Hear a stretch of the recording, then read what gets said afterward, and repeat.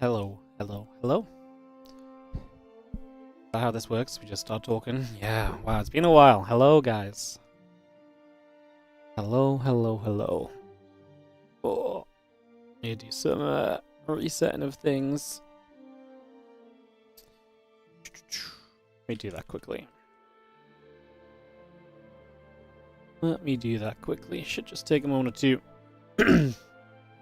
We can have a little bit of a chitter-chatter about what we're going to do today. First of all, how's everyone doing? Hope everyone's feeling good. Good to see you. Good to be back, casting some StarCraft.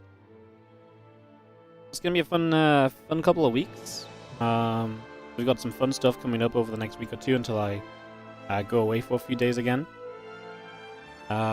Basically, we have from today we have like 1, 2, 3, 4, 5, 6, 7, 8,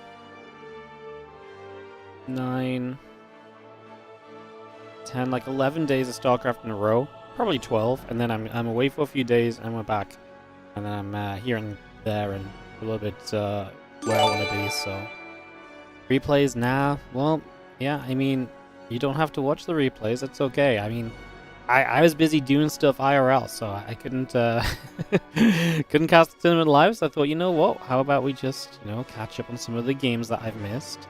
Because I haven't watched these games, so it'd be nice for me to see them too. So that's what we're going to be going for. But yes, it is replays today, so if you don't want to watch replays, then you're very welcome to click. There's a big red X in the top right of your browser. You can click that and find something else to do. Isn't that fun?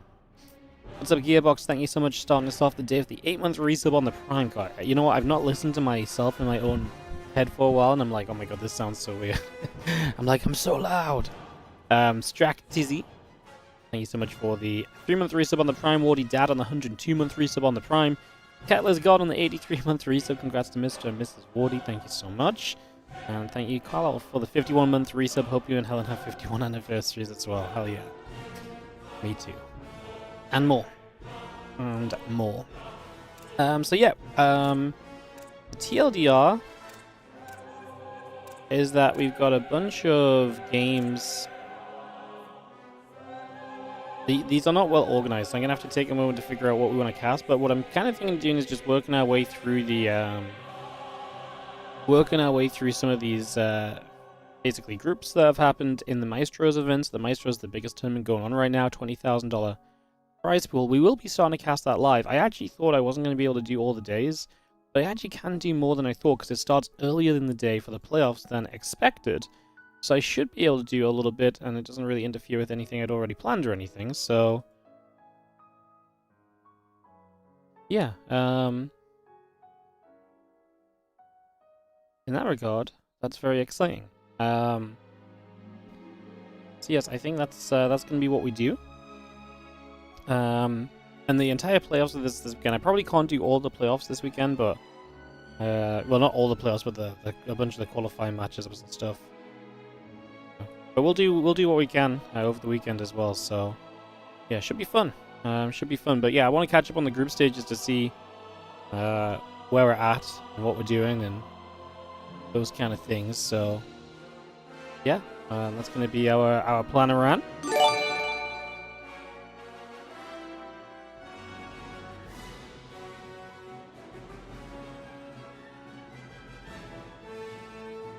So yeah, we'll go through some group stages and we'll get underway.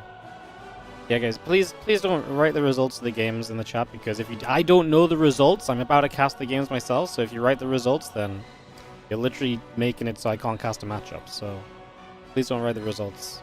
Otherwise, I'll have to take serious measures.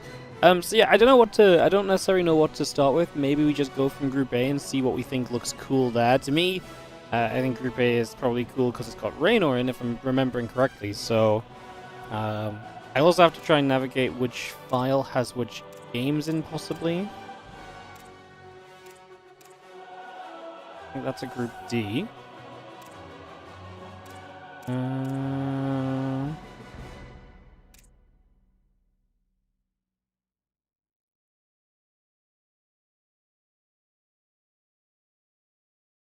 Yeah, we'll probably just go and do a little bit of this, a bit of that. What's the Parabytes? Thank you for the 70-month resub. Appreciate it. Congrats on the wedding. Thank you so much, Patrick. How you doing? Did I have the wedding? Yes, we had the wedding. We did indeed. Yeah, I think we'll start with Group A. Everything's in like the wrong order and stuff, but give me a couple seconds so we can get this going. So, I believe how this works is that the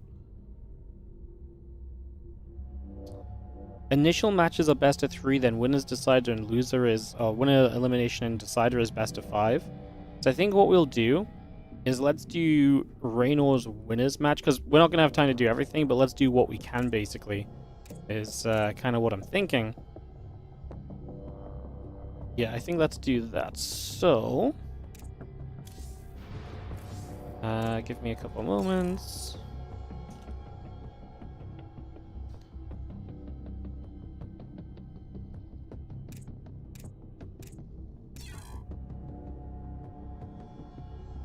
Yeah, the replays have not been provided in a great format, so I just need to double check that we have the replays we need. But I think we're good here at least. So let's do this. So let's do Reynor versus Trigger to start us off. So it's gonna be a winners match. So I'm gonna spoil myself on some of the matchups and try and figure out what we have and what we don't have. So apparently Trigger beat Classic originally to get advanced to the winners match, and so we have, and then Reynor beat Shin.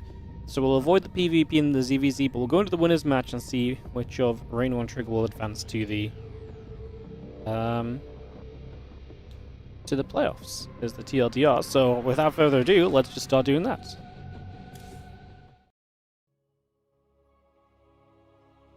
Missed me? Yes, I missed doing some StarCraft. Well, actually, it's been nice to have some time off, to be honest. Especially because I finally just, you know. I need to move this. It's, you know, the last few months, typically you might imagine, I've been pretty, I don't know which, hang on guys, one sec, I need to just hide something quickly so I can find, there we go, that'll do, perfect. Yeah, as you might be able to imagine, the last few months have been pretty hectic and busy because I've been, planning the wedding and getting ready to get married and stuff like that. So there's been some streams where my energy's definitely not been there. There's been some streams where I've just had other things on my mind. Hopefully a lot of that is past us now, as like I say, we're going to focus up on StarCraft again. Like I said, I'm going away in a couple of weeks for a few days, and I've got a few weekends away, but nothing super serious. We are going to be pretty much StarCrafting it up for the rest of the year. And yeah, hopefully the stream quality improves a bit. Hopefully my brain's a bit more in the game again. Stuff like that. So yeah, turns out trying to organize a Reddit while also organizing StarCraft 2 events is a fast track way to be stressed the hell out. Like, whoa, who would have guessed? Who could have guessed that one, huh? Crazy business. We can call you Sir Wardy. I mean, you guys could call me Sir Wardy before. I don't think me getting married changes that aspect in the slightest, to be honest. Hey, what's up, Andy? Thank you so much for the 13-month free sub on the Prime as well. Good to see you. Thank you so much for joining us. And yeah, we are just getting ready to kick off and see what our games give us. Like I say, interesting little winners match to start out with. I'm going to probably, guys, be here for about 4.5-ish hours today, so I'm probably just going to do a lot of the highlight players.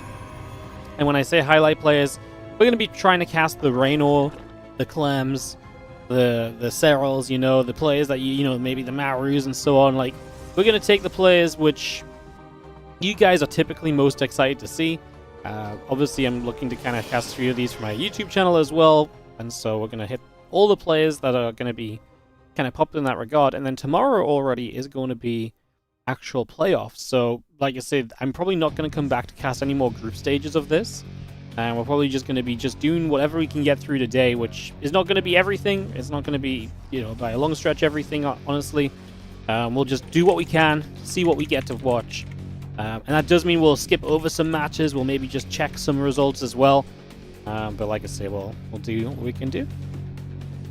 Woody's getting knighthood, yeah. They said, well, if you're not marrying StarCraft, I guess we gotta do something else for you StarCraft related, so... Yeah, knighthood was the next best thing, you know. Yeah, I heard that joke a few times recently. the good old whoa, you're not marrying StarCraft?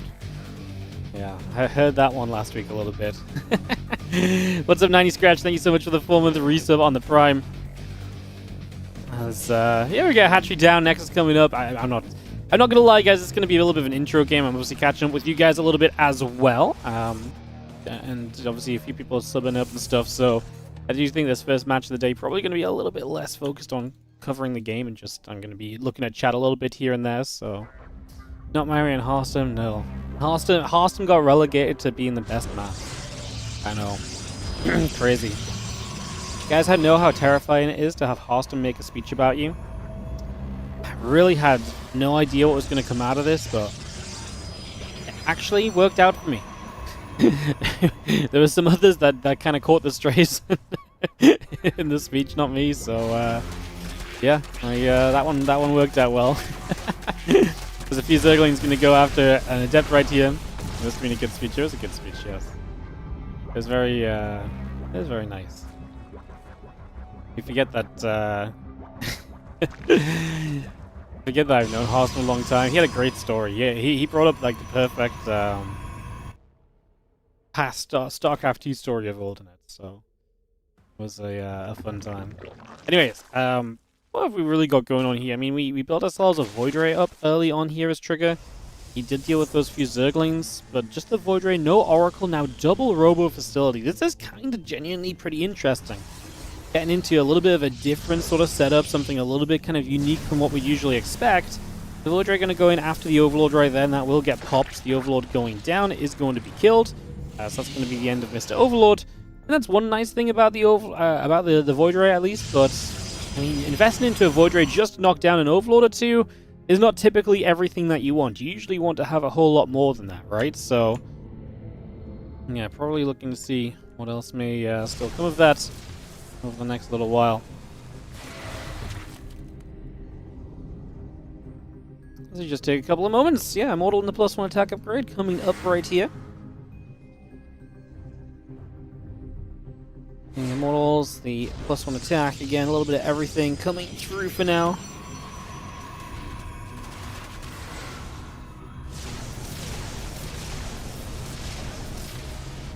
We're having the couple of Immortals continue to build on in then, so just bringing that straight through, and the Spire on the way. The next step of this as well, so we get that all rolling. So bringing a lot of this into play. Those feelings still gathering together, and the Void Ray overhead is going to be right there as the Creep Teamer gets taken out. So we're going to see that Creep Teamer going down also. And I mean, yeah, the Void Ray is genuinely making a pretty good use of itself, right? You don't typically expect the Void Ray to kind of, like I say, do too much.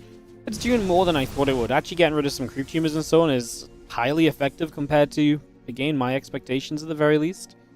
Still got those 1/1 upgrades coming through, the Charge, Temple Archives, and the Immortals building as well. Spire now halfway done.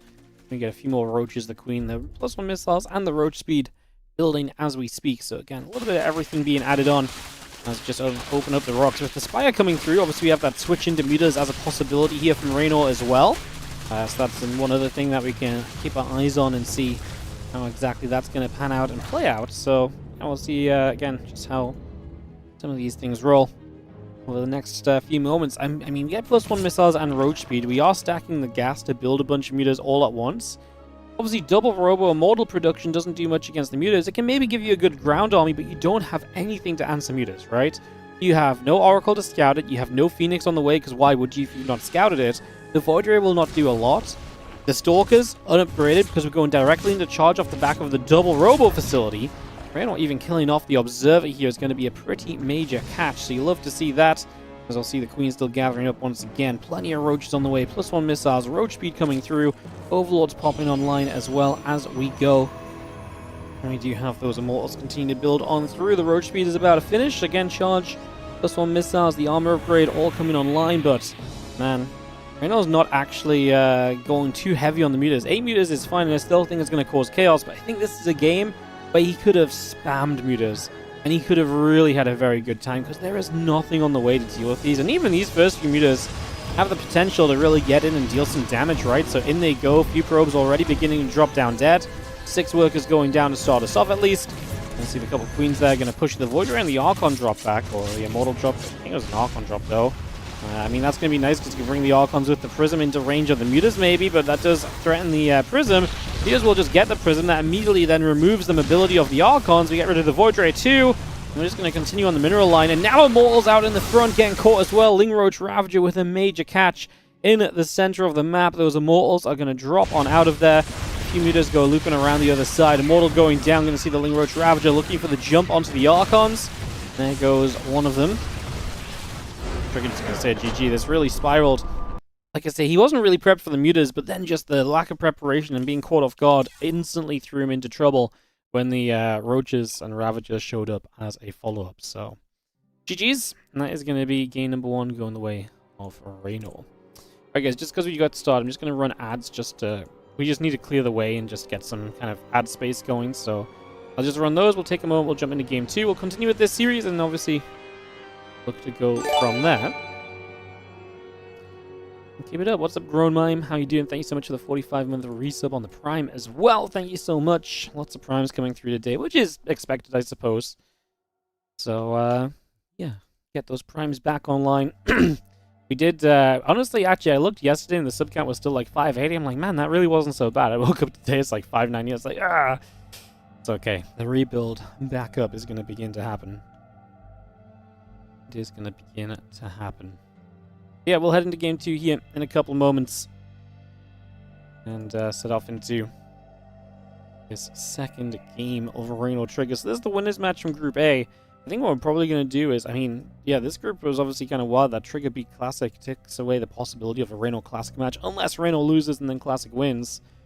I think because we want to, I do want to highlight like a lot of the fan favorite players, quotation marks. So again, the Serrals and the Clems. We're probably going to just cast this match out of Group A, and then probably move into like Group B, which I think is Serral, Bjorn, Zoun, and another. And then maybe some Group C, which is the Clem group, and then the Maru group is Group D. The Group D is wild. Showtime, Hero, Maru, Lambo, I believe, is the combo. So yeah. Hey, what's up, Foos Super? Thanks so much for the 3-month resub on the Prime as well. Like I said, just let some ads roll out, and we'll kick on into this game number 2 in a couple of moments.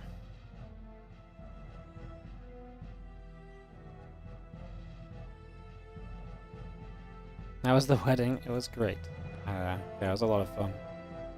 We have a little, there is a little, wow, Wardy's back? Yes, I'm back. Yeah, there's a little video on Instagram and stuff if you guys are super interested in seeing it, but, yeah, nothing crazy. We don't have any pictures back or anything yet, so, yeah. Congrats, Mr. Helen. I know, that's how it should be, right, Mr. Helen? Helen was saying, how come I have to change my name, by the way? I was like, look, it's going to be much harder for me to change my name because, you know, I have this sign up here, this WardiTV sign at the very least. I mean, that's one thing I'd have to replace, you know.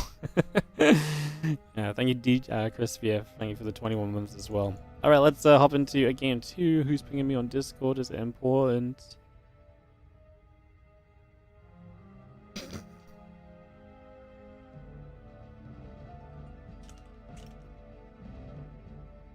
All right. It was just slowly. Guys, so Slowly was here, and Slowly's biggest takeaway from England is that it's amazing that our supermarkets have so many sandwiches. Apparently this is just not a thing, like obviously, like, I knew people memed on like the meal deal, but like this is just genuinely a thing in the UK. I didn't realize that this is just not a thing elsewhere in the, it's just great. You just sent me a picture. Like, this is the Walmart sandwich selection. It's like there's one sandwich in this fridge. Like, what? It's freaking crazy. The UK is obsessed with sandwiches. It's just so convenient, no? Yeah. Like, I mean, all these other. What's everyone else doing if you can't just pick up a meal? Do you go on McDonald's or something? Yeah. Where did they get their sandwiches from? I know. It's great. Like, what are you doing? Apparently you have to make your own, or you just don't have a, like, oh, it's just mental. Hey, what's up, Growlung? Thank you so much for the 19-month resub on the Prime, and also Soulman on the resub on the Prime for the 10 months. Much appreciated. I don't know how to get to my... I need to double-check my obs before I bring you guys in game. That's what I need to do next time. Alright, note to self. Anyways.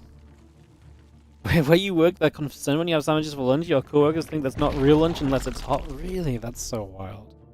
Sandwich is such a convenient lunch, no? It's good. It's compact as well. You know, it's just compact. It's quick to eat. Like, it doesn't take forever to eat a sandwich. It's not messy. It's just convenient, no? I just can't believe this is such a lackluster thing everywhere else. Like, yeah, and now I understand a little bit more why people meme on, like, the meal deal.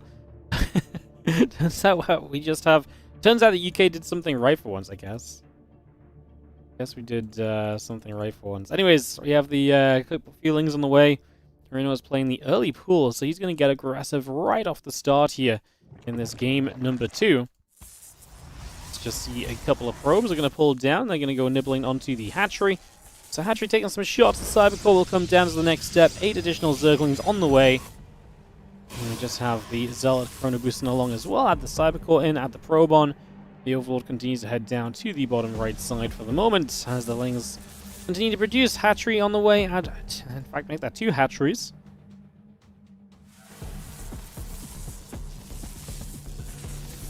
Last few probes is going to be nibbling, and yeah, this hatchery here just going to cause chaos. I mean, cause chaos and these Lings get in. You could have a problem. That's not a wall off right now. He could have gotten in. Instead, he's just going to go onto the weakest part of the wall. There's a few more Lings on the way. The Zealot and Probe are going to come around the other side. We're going to cancel that gateway. And the Lings have access to maybe start working on the Cybercore or the Pylon. Going to get a full surround of the Zealot. That's not going to be pretty for Trigger. In fact, that's going to be deadly, as we're going to be seeing that Zealot getting some swipes and going down. A few more Zerglings wrapping around. The Zealot is going to drop. And that's going to be now attaching ourselves to this pylon with the chances to play cleanup here. I mean, this is horrible for Trigger, losing a ton of units early. The pylon goes down. I mean, recovery from here actually feels nigh on impossible. You've got to get pylons up to repower this, to get in the depth, and Reynor's just making more Lings, which is the perfect situation because he's actually got such good control of this game right now. The hatchery did finish on the natural as well, so he's going to have creep here and can reinforce with the queen off that hatchery as well. I mean, we do get one Adept out, but it gets caught, surrounded. The Adept Shade is not in time. Okay, that might just be GG if the Adept goes down.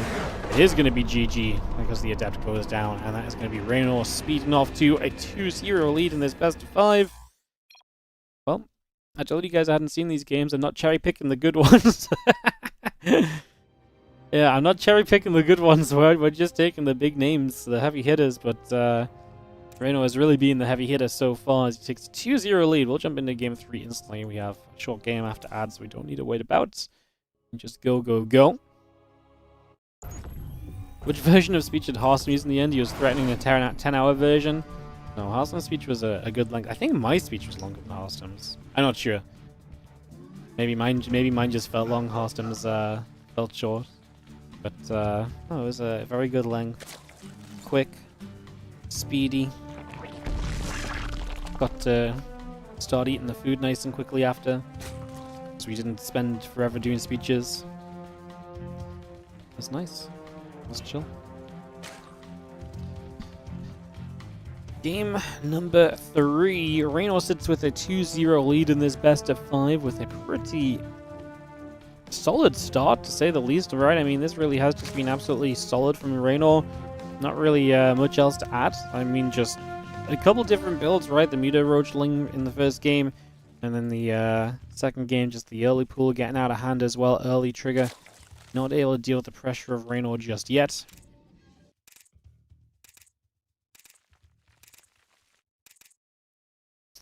Let's just take a second to see a probe coming across the map, and is obviously looking to try and get some info as to what's going on. Overlord coming overhead. Probe continues through, and obviously just getting some scouting done. This time things are looking a lot more regular though, so we shouldn't be seeing any super early crazy scenarios breaking on in or anything along those lines.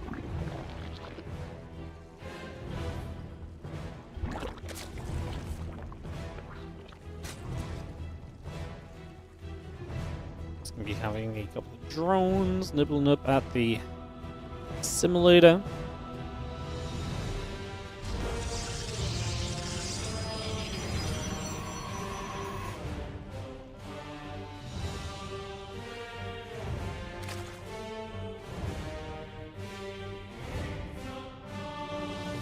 We'll just coming by.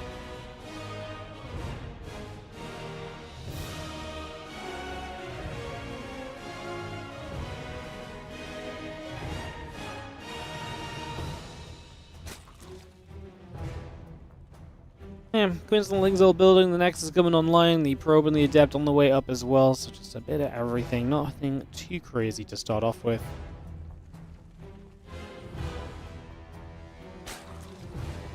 Lings want to go after the Probe. Thanks, people continue through, just going to get that coming by. Stargates on the way as well, and those couple Lings will get to play the chasing game. I mean, again, just getting set up, getting established.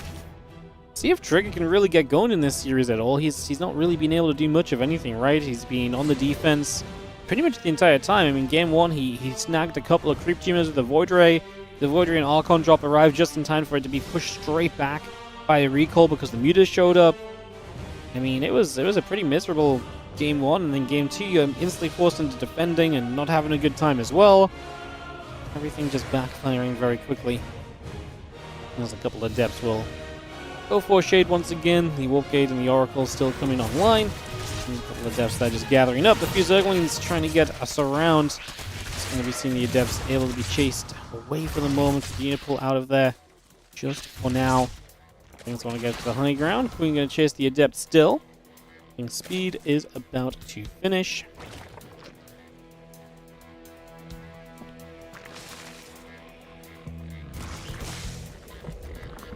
A few more Zerglings just continue to make their way out onto the field as well, so lots of Lings from Reynor looking to start taking some map control. He's going to be behind on drones because he's making so many Lings, which means it is important for him to get some damage with them, and typically your main goal here would be to cancel a third base. If you can cause further chaos and force him to kind of end up letting you into the mineral lines and stuff like that, then even better, but realistically, just getting the third base would be an amazing start. Starts to drone up beyond this. And those Lings are going to go around the right-hand side, so they're going to go around the right, which is not the direction of the third. We'll see what happens as the Oracle drops the Revelation down. A few drones going to get tagged. Queen firing a few shots off. The Oracle getting pushed away. We drop another Stasis Ward straight down into place, and that Stasis is going to get picked away at there. That's going to be a nice little grab as the Queen continues to chase. The Oracle going down. The Lings will get a cancel on the Nexus, so hey, the third base does indeed get cancelled, and Reynor succeeds with what he wanted. He's going to get more than that too. With the Oracle out of position, he's going to get the Pylon and the Adept, and this was just a single Oracle here from Trigger, so he's going to end up in a whole ton of trouble, as this was pretty much as good as it gets for Reynor early. This time the Oracle will activate, but there might be enough Lings just to get the cancel anyway. Third Nexus cancelled a second time, and this truly has been all about Reynor once again, and again he just chose to play a bit more of an aggressive setup, and it is getting him so much value so quickly. This one Blink still coming up.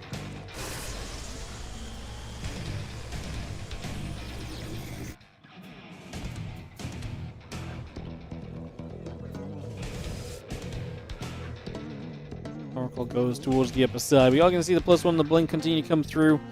Just have the, again, Queen about to finish up, Lair on the way. The Queen going to fire a few times, and the Oracle will take a few more shots.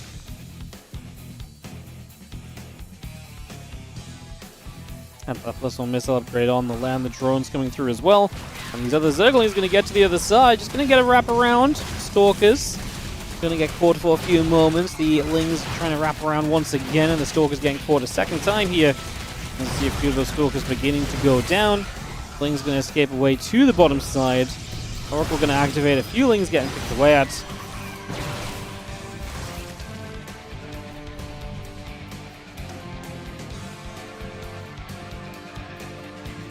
+1 missiles, Roach Ravager all on the way. Take a few moments.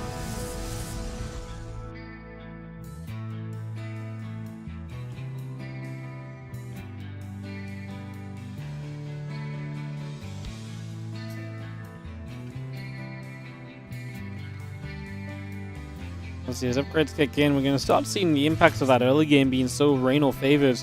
Start seeing just the strength that he has to kind of push forward from at this stage. I imagine very soon, to be honest. Oracle top left going to try and deny the 4th base, which is one thing I guess Reynor does not have just yet really kind of set up.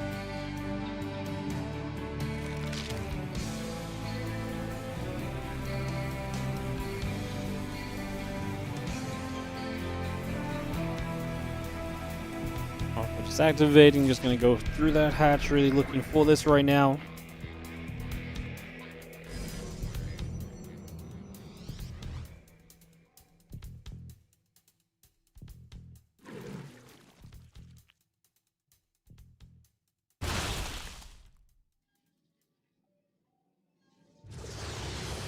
The Oracle coming back around. Still got the Roach Ravager gathering back together. Joining for the moment. The Stalkers begin to head through the center. Storm on the way, +2 attack on the way. And we just have the few extra Stalkers. Gateways coming online. Mighty Dan Hatchery, the drones building as we speak. We actually may be able to get this hatchery, which will go down. The top left still active, and Reynor has a counter attack. Those Lings hitting the 3rd base here. Going to find some Stalkers already. Decides not to commit those, just going to pull those back. May feel as though he can maybe stop these Stalkers from escaping.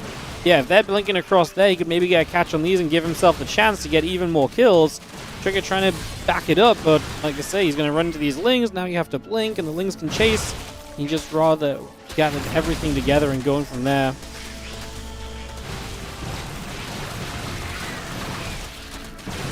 So let's see if more Stalker shots coming through. I mean, Lings into this mineral line. Probes getting absolutely slaughtered right now.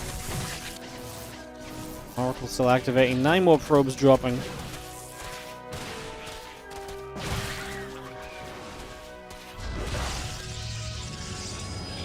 And probes dropping down. We just have again the +2 attack on the way through. About to finish from Trigger, but that's going to be much more useful if you still had an army really on the go. There's Oracle doing some work, but Reynor's already heading into the Lurkers. So his position in this game just looks more and more comfortable here. He really is just settling down in a big way and getting into a very cozy spot. A few more Zealots just going to finish warping in onto the natural. +3 attack, a couple of the cannons on the way up as well.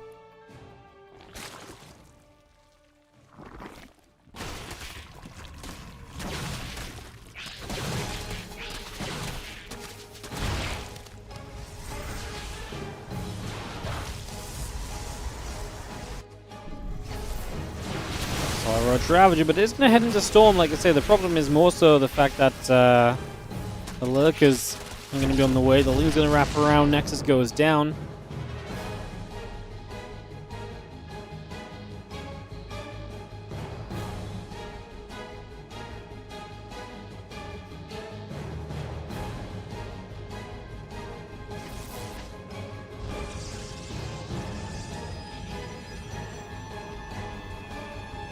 Stalker's just chilling. I mean, obviously, Trigger kind of wants to get more done, but at the same time, what can you really do? Like, I mean, the Stalkers have the Storms. I mean, he kind of just has to play defense, which is unfortunate because then the Lurkers are going to get more of a chance to set up. I just don't see him being able to really push forward much when it's been such a rough game from start to finish so far. I mean, Reynor set up a massive surround. He's done a great job of keeping those units right on the edge to make this a true surround as well. Oh my god. This was a very good setup. I actually think he maybe would have been better if he let Trigger walk a few more steps forward initially before he went for it, but hard to really say it was bad anyway, right? You force Trigger's army back. There is going to be an attack on the right side, and Reynor will once again struggle to keep his 5th base alive. Not the first time in this series that he's going to have that issue. As I said, as Lurkers get into better numbers and their upgrades finish up, they are going to be feeling better and better as well. As another Storm comes down, the Zealot Stalker trying to get set. A few Hydras in position. These Stalkers get turned away. We'll be seeing the Roaches coming around from the top side. There's going to be that other group of army there. It kind of makes this a weird fight. Great Storm, and the Roaches are hurting up on the top.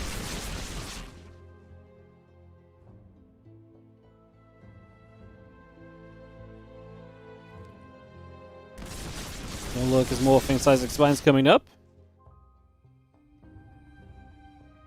This is still honestly, it's a decent army from Trigger still. My problem is really just as the lurkers get better. And actually the lurkers were not getting better for a while because Seismic Spines took a while to start. So, well, that's maybe not the best recall. I don't know if that's enough necessarily. The lurker's going to show up down there as well. Like I said, as the lurkers get better, we need a better solution as Trigger, who's been okay so far. You can see now this base is in a bit of trouble. Molten Archon going to take hits as well. And Reynor can chase this army down, coming in from the top side. There is detection, right? Or are we just stepping straight into these lurkers? Seems like we are. The units on the top getting hit by a storm. The lurkers do go down. Observer gets there, so we play the cleanup. Now everything else from Reynor is going to show up, though. You can see that Trigger's supply just is not holding on at all. 110 and dropping as a few more lurkers bow up. A couple of Immortals and Stalkers trying to still hold on in this position. But especially as Seismic Spines is now done, those lurkers have additional reach and a much easier time getting into where they need to be to really be effective. Lurkers hit that base once again. The Lings from the right side, the Immortals and the Stalkers getting going. Just putting some work in. We do see the Lings getting rid of the Zell, going after the Stalkers now. This thing's going to wrap around. I imagine the High Templar are going to be having to save the day somewhat, but even they can only do so much. Another storm coming down. A few Hydrogen Lurkers getting hit, but this really does feel like we're on toward the ending phase of this. GG gets called, and Reynor takes a 3-0. And that's how Reynor just cruises through his group stage of the MAESTROS tournament. Like I say, I think that's all we're going to cover of Group A. The other players in this group were Classic and Shin. I believe Classic made it out in the end, but I don't want to check because I don't want to spoil myself on other groups potentially. So what we're going to do instead is look for some other games. So I think we're going to do some Serral games because Serral is always fun to watch. Yeah, I think we're going to do some Serral games. I actually really love Group B. Group B was like Beyond, Serral, Zoun, and I think it was RiYoung as the last one. So I think we're going to do some of those. We'd love to see Serral sink his teeth into a couple of those matches. I'd love to see a Beyond match as well. I don't know if we're necessarily going to have time to really cover that today, but we can probably give it a go. I just need a couple moments to...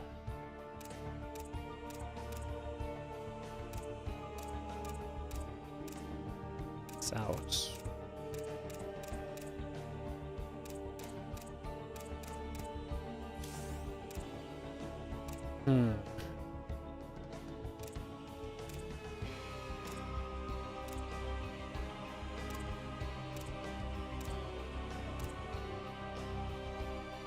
So yeah guys, sorry, I'll just run some ads while I sort this out quickly. I gotta get the right replays in the right places. Give me a second, then we'll be able to go.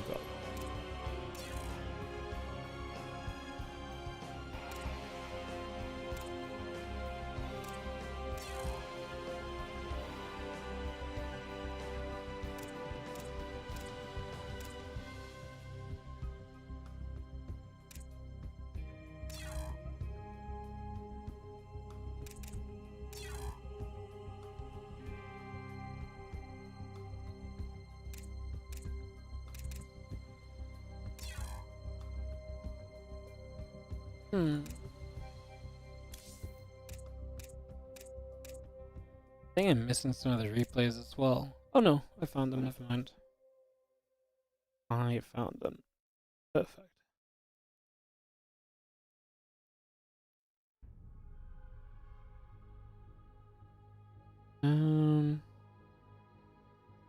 Just do those for now. We can maybe come back. I definitely want to cast like the Serral, Clem games. I actually think Group D in general is great. Maybe we focus on, maybe what we'll do is we'll do Serral games, Clem games, and then some Group D, and then we'll see what time it is, and we might backtrack and do some extra ones later. I just think that's a lot of the games that I definitely want to cast to begin with. So I think that's maybe a good way to do it. Yeah, let's try that maybe.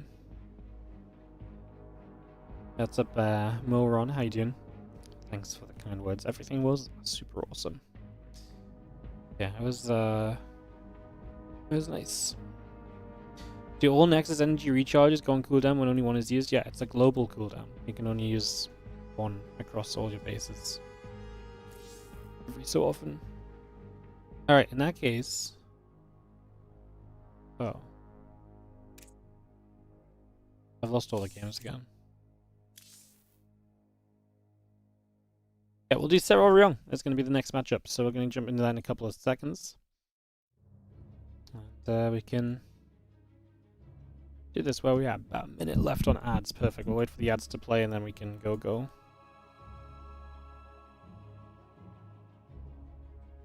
Then we can go.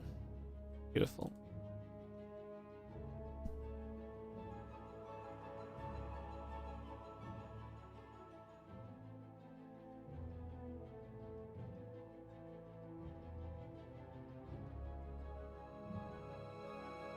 Cool. I hope everyone's doing well. Thanks for joining us. And yeah, I was just casting some replays, nothing too serious. Just catching up on... I've not watched any StarCraft as well, so I've really not watched anything recently. So I'm completely out of touch with what's been going on and what's been happening and everything, so... yeah.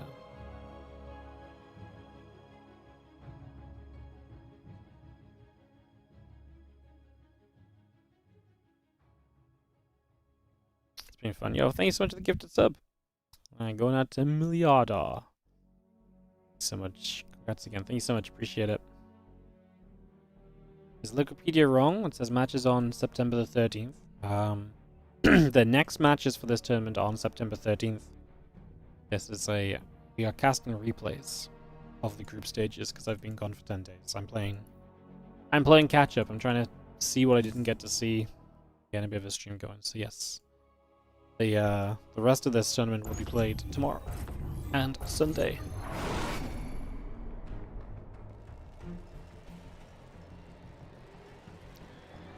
In the bottom right hand side, our blue Terran player is going to be RiYoung. Oh, give me a sec, guys. Sorry, I need to find the observer first before. There we go. That should do it. Oh, that was loud. Thanks so much, Hummy, for the 32-month resub on the Prime as well. So yeah, these games are all from the group stages that happened last weekend. I was not here. I was busy getting married. So yes, this happened last weekend, and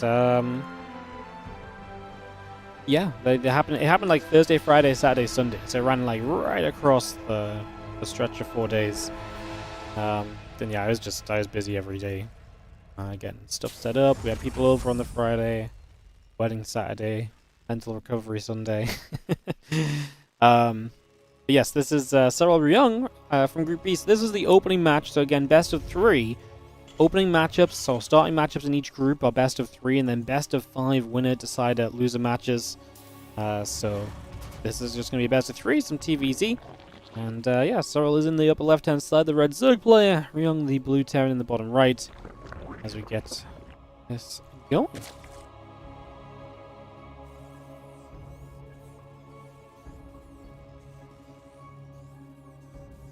CC on the low ground, barracks coming up, and get settled down. Hatch gas, hatch pool coming up, I should say. No gas just yet.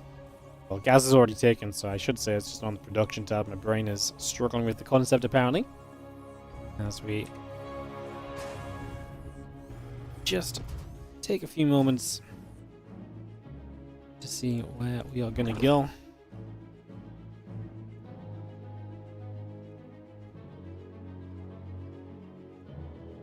Overlord coming right down the bottom right side there. Going to be a command something that gets seen right, so a bit of info, but nothing too crazy. It is going to be the CC first, so that's a little bit of greed from RiYoung to start off this game. I mean, RiYoung playing against Serral. The reality check here is going to be that, plain and simple, you know, Serral is going to be a major, massive favorite in this game. RiYoung taking the map of Serral would really be an astounding upset, so if I'm RiYoung, I'm going all out. I'm taking shortcuts, cutting any corner I can to take any advantage I can. Because, hey, if you die cutting a corner and you look a bit silly, no one cares because you were going to lose anyway. But if you can cut enough corners, it maybe gives you a shot. I mean, that's the kind of way that RiYoung has to play a series like this. Would not be surprised at all to see RiYoung double down into mech play as well, and play a lot of the kind of the battle mechy stuff that we've been seeing lately. To me, I think that's his better chance of success than if he plays the bio style against Serral, who's just such a fast, quick player. So I think that's one thing to mention too. I also just want to mention Grespan is our map. This is an old map, so the MAESTROS tournament has a little bit of an edited map pool, so a few maps have been removed, a few maps have been added in that were, I believe, voted on by either players or fans, I'm not 100% sure. But the TLDR that you need to know is that some of the maps have been swapped out for maps of old. That's what I mean. As always, every time this happens, we always get the maps that get brought in, or like very macro-y maps, and it's very true this time as well. Grezvan being this first one we're seeing is a very macro-y map. It's actually a great Terran map. It's a great TVZ map back in the day. People love the 3cc8 racks on this map, just pushing forward, tank pushes through the center. It's a very direct push, and you can siege up in some great places. That's the one thing that maybe does lean a little bit to RiYoung's favor here, but obviously this is a best of 3. Serral could have vetoed this map if he wanted to. He chose not to, so he's obviously not too concerned about it. He feels as though he can hold on against that and be okay about it anyway.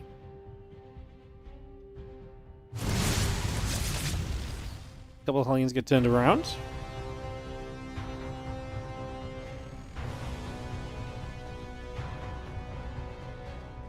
Impact building the Banshee, a couple engineering bays on the way through. The orbital command being added on, going to finish up shortly. A couple SCVs get brought up as well. Stimpack still being brought on.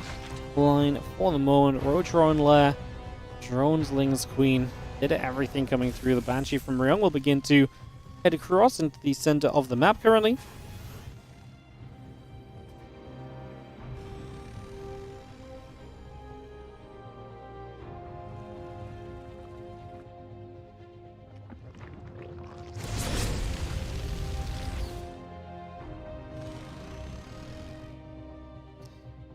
Ship around the top, we will see again the 1-1 upgrades, and the Stimpack continue to build on through.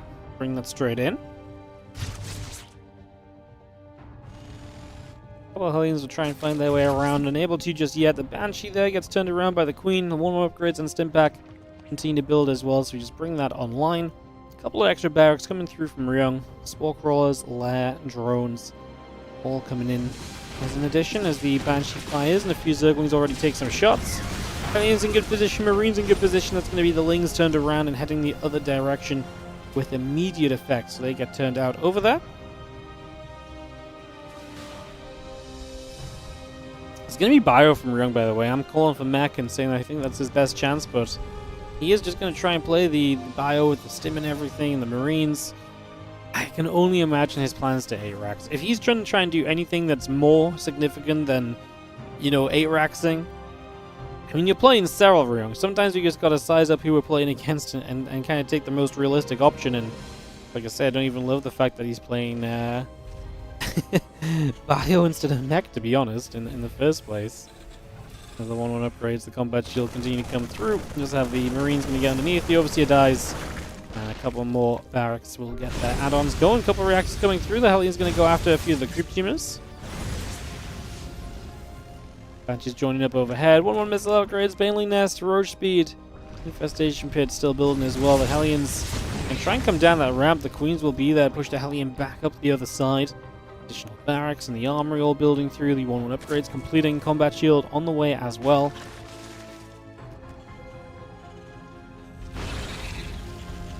And that's the 3 more barracks, so we definitely do access the 8 racks at this point.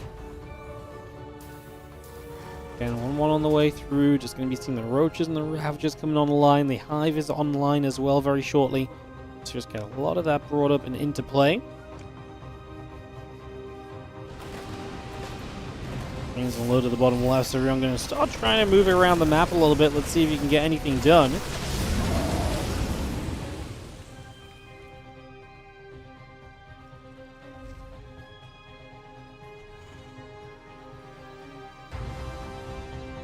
And 2-2 will be coming through the 1-1 upgrades, finishing on those Evo chambers. Baneling speed needs to take along as well. The rest of the Roach Ravager pulling back. The Zerglings will be completing as well. And the Hive about halfway done now as the Marines will stand there, push onto the Overseer. Marines is going to get rid of those Lings. The Roach Ravager is just going to be there to push the Marines and Medevacs back over to that right-hand side.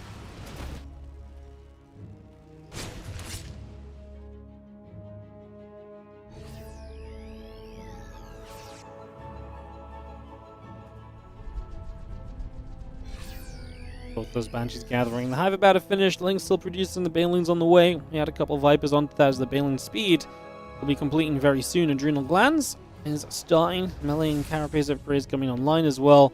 We do have the couple of Vipers just continuing to make their way in. So Serral really getting himself well prepped.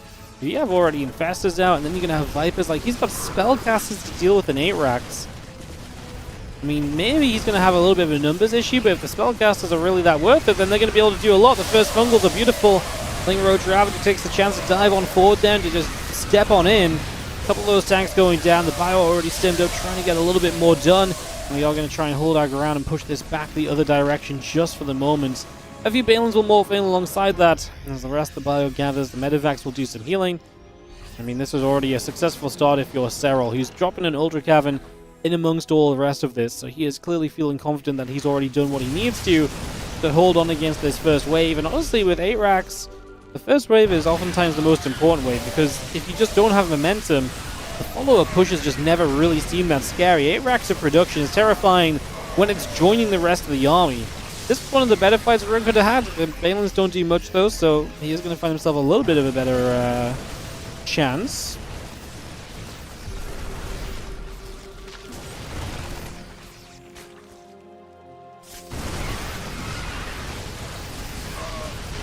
Ravager will push through. A couple corrosive bars will fire. Seeing what we can get done there. First, the Bio going to go splitting about. And the Adrenal Glands kind of playing. It's just a matter of right now from Serral. He doesn't want to push into this or anything. He just wants to wait for the Ultras, because his game plan is only going to get easier once Ultras come out. So he is well on his way to having an even better setup here. All he has to really do is sit back and wait and let this happen. A little bit of Ling Bane will come forward. The Bio going to try and come through. The extra Banes on the left side gathering additional Zerglings in production. Another fungal growth. The Banes are going to continue about. The Banes are going to roll downward in toward that mineral line, or toward this group of Marines. Good blending clouds as well, so the Vipers making use of themselves. I mean, when you've got the jump, you're going to keep on going. Serral just going to keep firing those Banes through toward the Marines. Good splits from RiYoung in the background. Just way too little stuff considering your fact you're playing against the Serral, who is fully fledged and has a whole bunch of everything ready to party forward.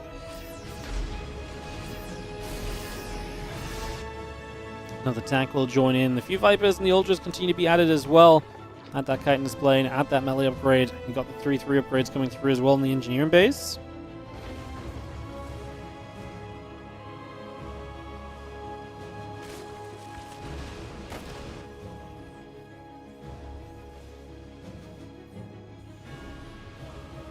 Halfway done. Liberator's tank, Marine Marauder coming up. We're just going to see the rest of the Bio going to fly onto a few of the Zerglings.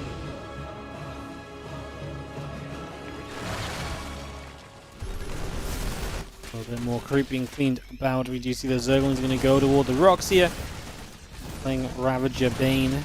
Ultra going to run over. Medivac has to lift off. Get away from here.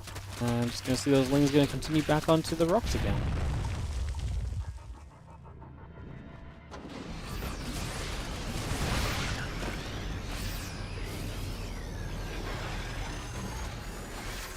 We're able to grab that Zergling. We will just see the 3-3 upgrades coming through. A Liberator Marine Marauder continue to produce our command center on the way. Spire building as a little bit of Bio gets there. The Zergling gets grabbed. There's a couple of Vipers pulling back down into the center once again. Liberators will fire up. A couple of those Ultras already in some trouble. Corrosive Vials hitting. Both of those Liberators go down already.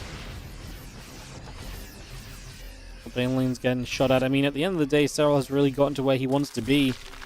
RiYoung is going to have a 4th base. He is going to move that forward. He is going to try and take a little bit of an easier setup now into the next phase of this once again. It's a reasonable blending cloud.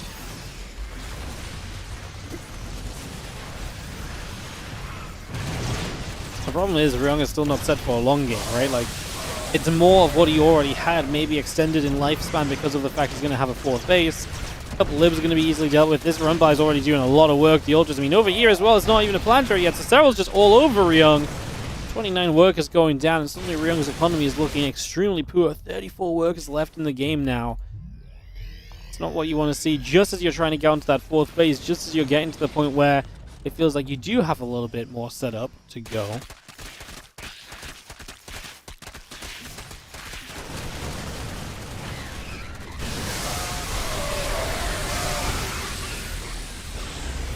Fire pushing about, parasitic bomb in the skies. I mean, at the same time, you still get onto a bit of creep yourselves. Actually, gonna have to give up the top base, so just wait for some reinforcements. Army supply of RiYoung is still strong. Fire gonna come surging through. Hatchery going down. Queen of the Banelings gonna be dropping as well. The Ravagers and the Ultras gonna turn again. The Bio is gonna stim once more. A couple of Blinding Clouds still coming through as the Ultras really do just smash into this, though. I think that's gonna be pretty much it for the moment. I don't think RiYoung is going to have much more standing to do in this game. Fielding's already the mineral line on the other side again.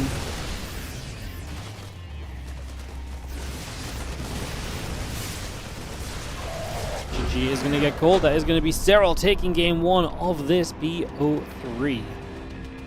This is a kind of match I think we have a very expected result in, but it's still fun to see Serral play. It's so rare you get Serral games. You gotta kind of jump in and cast them, even if you kind of know how, or know what the likely outcome's gonna be, right? You don't get to cast the Serral games a lot, so we'll jump into game 2, guys. I think we're good on ads, so we should just be able to go directly into our second map and just dive in to some more action. And yeah, let's get into Serral RiYoung game number 2. So we're probably gonna do Serral RiYoung and then probably just go into the next match with Serral, whether that's a winner's match, which would be the expectation, or the loser's match if RiYoung brings off Clem back here. And that would be a best of 5, and then we'll probably switch groups. Like I say, I've got kind of one day to do as many of these replays as possible, because I'm going to start casting the playoffs of this tomorrow live. So we're just going to go for as much as we can. So we're just going to hit the heavy hitter names, the Serrals, the Clems, etc. We're just going to go through those and kind of get a couple of the results kind of figured out, so, you know, have an idea of how these group stages went. Obviously, we're going to miss some big parts of the story, but I just don't have the time to cast everything, unfortunately. Obviously, this was 4 days of games. I'm going to try and shove into a couple of, well, handful of hours today. I was going to go live yesterday, but yesterday, everything went wrong. Had to do a couple of live things, and then just stuff took longer than expected and never got the chance to go live, so ended up having the one additional day off. And here we are today, obviously bringing you guys the wonderful action from this MAESTROS event.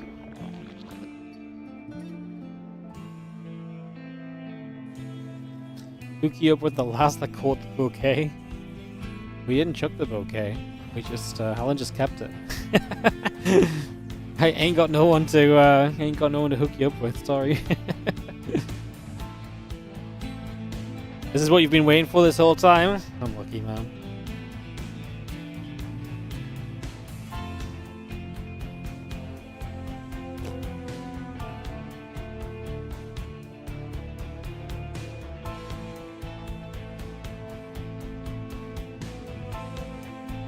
Little cheeky overload. Just wandering over, Reaper. Building from the barracks as we get this game 2 underway. Maganatha, another kind of big macro kind of focused map, so this best of 3 definitely having that kind of larger kind of vibe to it. Just the bigger maps, the macro maps. Obviously, Gresvan, like I said, does introduce the 8 racks a bit, but it's generally also still seen as a macro favored map. Maganatha is one of the biggest maps from the current ladder map pool, so makes sense.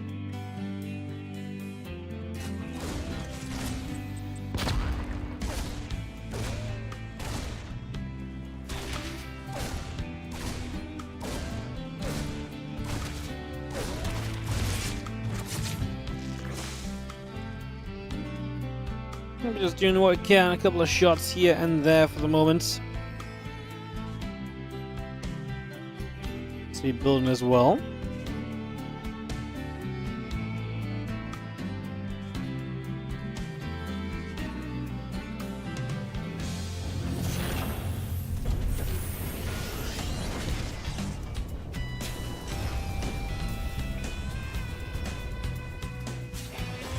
Public command building, starport coming online, command center halfway done as the refinery going to finish very shortly. Reaper will take a step forward A couple of Queens going to be there to hit that Reaper back a little bit.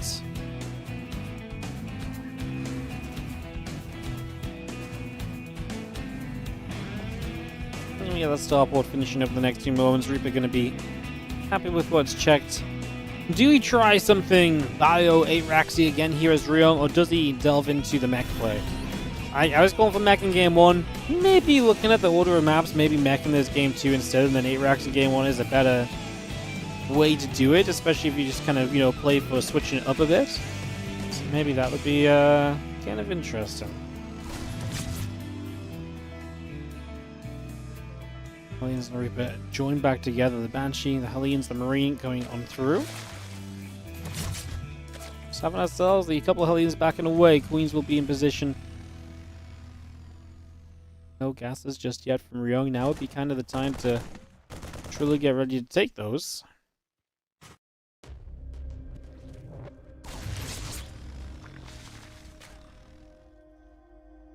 Roach Roaring Lab building up. Just gonna have the Stim Pack and the Marine coming through as well.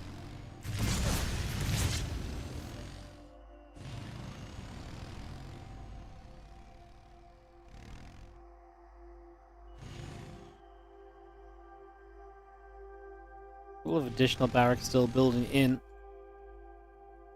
It's gonna be Bio. Are we just gonna go A-Rax again then? Or do we have something? Are we just gonna try and play a macro game from the start? Yes, I really struggle to believe that that's kind of RiYoung's game plan here, but I guess we'll wait and see. Have the Hellions and Reaper pulling to the right side. The Banshee gonna get pushed away by the Queen.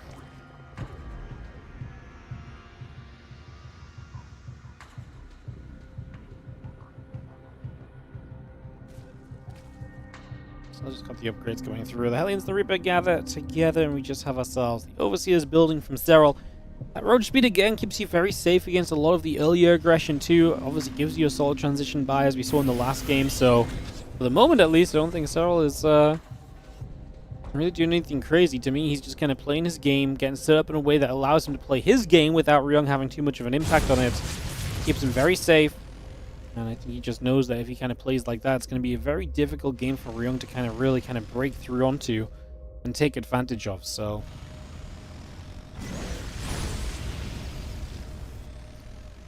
And 1-1 upgrades, Stim Pack on the way. We will just have ourselves the Roach Speed building as well. Add on the melee upgrades as we speak.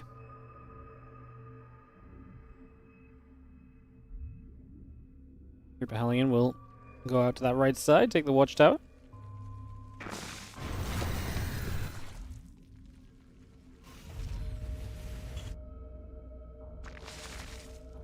And melee upgrade is going to be well on the way, so we're just switching from the Roaches into the Banelings.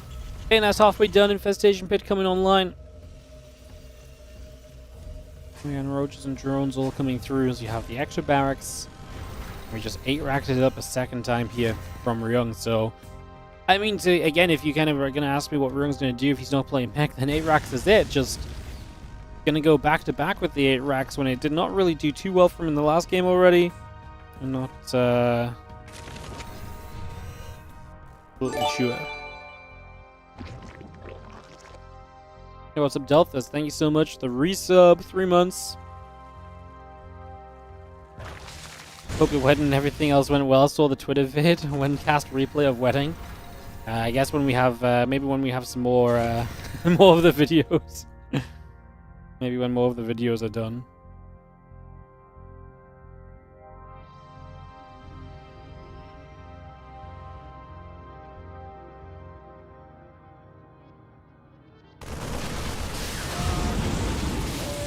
Marines just load back into the medevac's gonna escape away.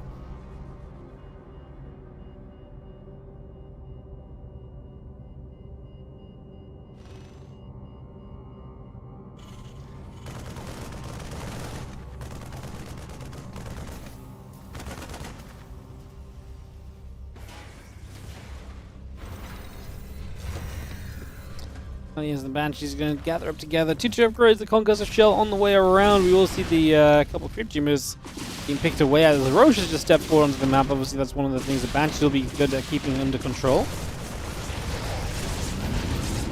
He's going to get there. Medevac gets pushed back a little further. We do see our Vipers will be producing good numbers, so we're going to have a lot of Vipers, a lot of blinding clouds, and a lot of ways to, you know, mitigate this kind of pressure of the 8 racks push.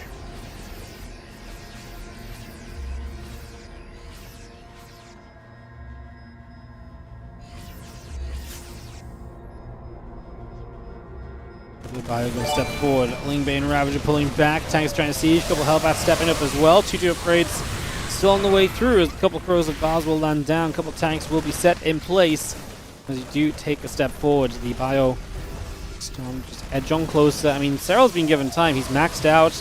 Nowhere near 2-2, but neither is RiYoung as of right now. And Serral does have those Vipers that are going to be energized and ready to take part in this upcoming engagement. 1-4-3 chance. Thank you so much for the 17 months resub on the Prime. Here we go. The Bane lane's going to start crashing forwards. The are going to be pushing this back around. Couple Queens stepping back. The Lings are going to hit on the other side. A little bit of Bio there taking damage right off the bat. So the Lings getting at it. We're going to be able to put some work on. A couple of Ravages now morphing in.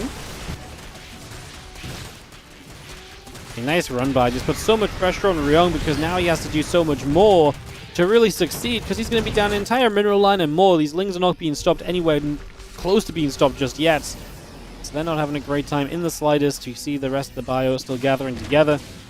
And, I mean, couldn't only imagine that RiYoung's going to have to keep on trying to send it up that left-hand side. But Serral has really broken this one down a lot more comfortably and easily than he did in the last game. This time the Bane's actually going to get a better connection because the Marines took a bad step. And the tanks all blinding clouded. They're going to go down pretty easily. And again, it is a cleanup here from Serral, and RiYoung is already hurting back at home because of that damage taken. As such, reinforcements are already going to be weaker and are already going to be a struggle to kind of truly bring into play throughout this.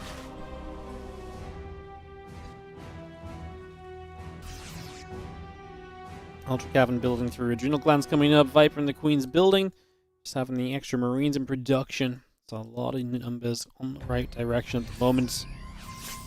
Marine's going to go head across toward the watchtower for a second.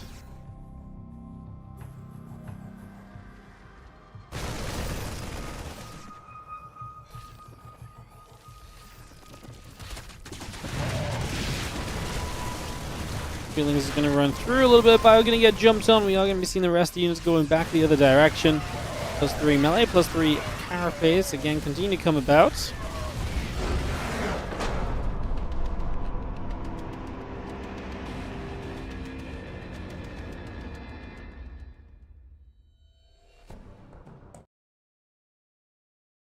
GG's. Serral 2, RiYoung 0. And Serral takes what we kind of expect to be a Serral game into his own hands and does what he's kind of meant to do. GG's. Alright, we're going to do then the Serral winners match, guys. Like I said, we're just going to try and hit some of the highlight players. I actually think this is a really cool group because the other games, the other players are Beyond and Zoun.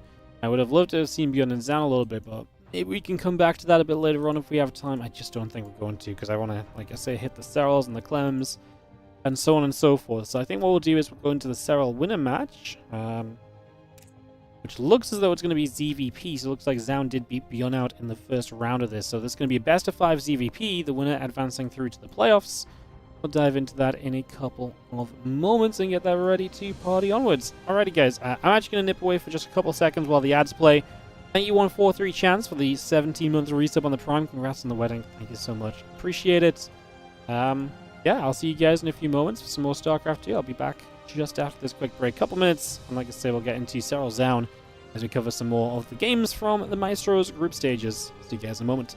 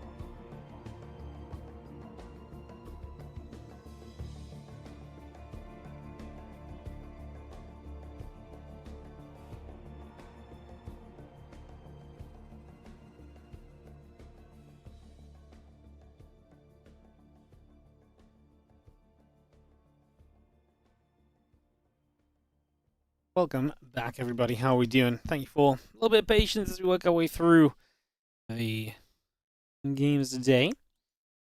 We're going to go into Serral Zoun next. This is going to be a winners match best of 5. So again, this qualifies you into the playoffs if you win. And yeah, like I say, we'll do this one, and then if Serral loses, we'll do the Serral decider match, and then if Serral wins, we'll move into Group C and start doing some Clem games. That Clem Group C has a couple of TVZ possibilities, I think, so that might be fun. Especially Clem Solo if we get that, because that's always a little bit of a banger as well.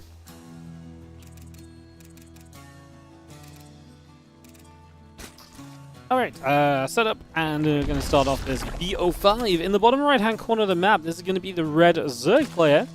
This is Serral. Like I say, just good to cast all the Serral games. Don't get to see many of them. May as well cast anything you can when this guy's name is in the replay folder. And, yeah, obviously, he's a big favorite in this group. He was a big favorite in that last match against RiYoung, and he showed us why. Very confident, very calm. A couple of moments where RiYoung has an opportunity, perhaps. But it's still just like, it's not really an opportunity. It's just like, it's one of those moments where it's like, RiYoung is in an okay position, and he's doing the right thing, but Serral just has the game still very well controlled, and he doesn't let that opportunity be anything more than a fleeting glance of a moment, rather than anything actually happening. Incorporeal 4, map number 1 of this BO5. Zoun, the opposition to Serral here in this one. So he's going to be the blue Protoss in the upper left-hand corner. This tournament as well, by the way, guys. So obviously they're playing for a spot in the playoffs, but don't forget that this also turns into an offline tournament. The final 4 will travel to Paris and play offline to round out the tournament. So that actually happens in a few weekends' time. I'm actually away that weekend, so I won't be able to cast that one live. But I will be here for the first 2 days of the playoffs today, on Saturday and Sunday. So, it should be some good fun. As you see the Proby coming around, nibbling up at a drone or two. The spawning pool coming down the back of the main base as well. Let me just take a few moments to keep on setting up here. Nexus and the Cybercore all building to play. And I can't wait to see what our next few moments are going to give us for the next little while. Just going to be seeing the drone coming across.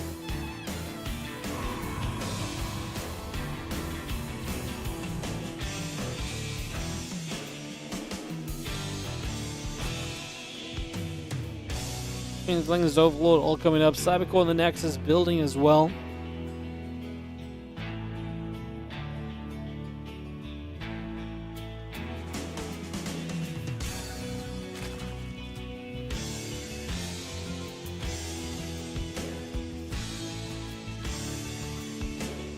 Couple Lings just gonna go chase that probe, and we're just gonna see the Queens and the Ling coming back around.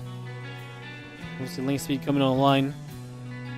Serral's EVP was always such a monstrous matchup for him.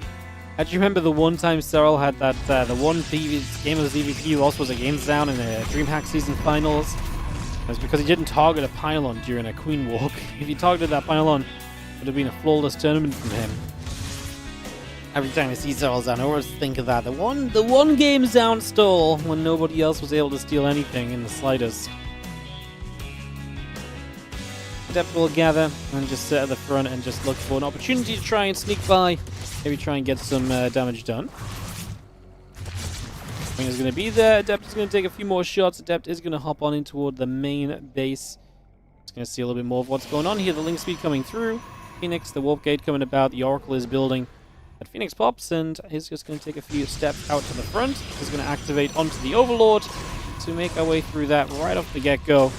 That Overlord is going to be taking some heavy hits, so Overlord taking some big damage. Again, the Warp Gate and the Oracle still building through.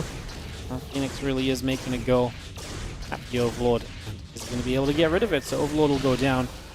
See, Phoenix early has always got a little bit of a question mark. To me, it's always that suspicious, like, well, what are you trying to do? But honestly, the Phoenix, I'm not even as sure, because obviously if it's a Void Ray, I'm maybe more suspicious, really looking to deny Overlord's a Phoenix. I'll give you a bit of scout info as well, a little bit more of kind of speediness on the map. Less impactful if it takes a step on the map and then ends up out of position, for example, right? So, a couple things to look at there as the Queens will be in position. There's a couple of drones coming back around. Zerglings make their way up toward the top side of the map, and we'll just join up over here to, again, look to maybe make a play in the next few moments. A few Zerglings kind of splitting apart here and there. figuring out where they want to go to. The evolution chamber already halfway done, and add a few drones to that. Add a couple zerglings to that, and the overlord. And we continue to look pretty decent as the lings. Yeah, we'll just stay on the map. 2 oracles and the phoenix together. I mean, if you lift up a queen, you can sometimes overwhelm the defense, which I have to imagine is something of the plan, but there's going to be 4 queens in position on the natural. Maybe the opportunity to do that hits in the main. There you go, lift up that queen, and then you have a chance, but there's still a score nearby. It's minimal what we can really achieve, and that means that this oracle force gets turned away easily and comfortably, and Zoun will not find anything in the first 5 minutes of the game.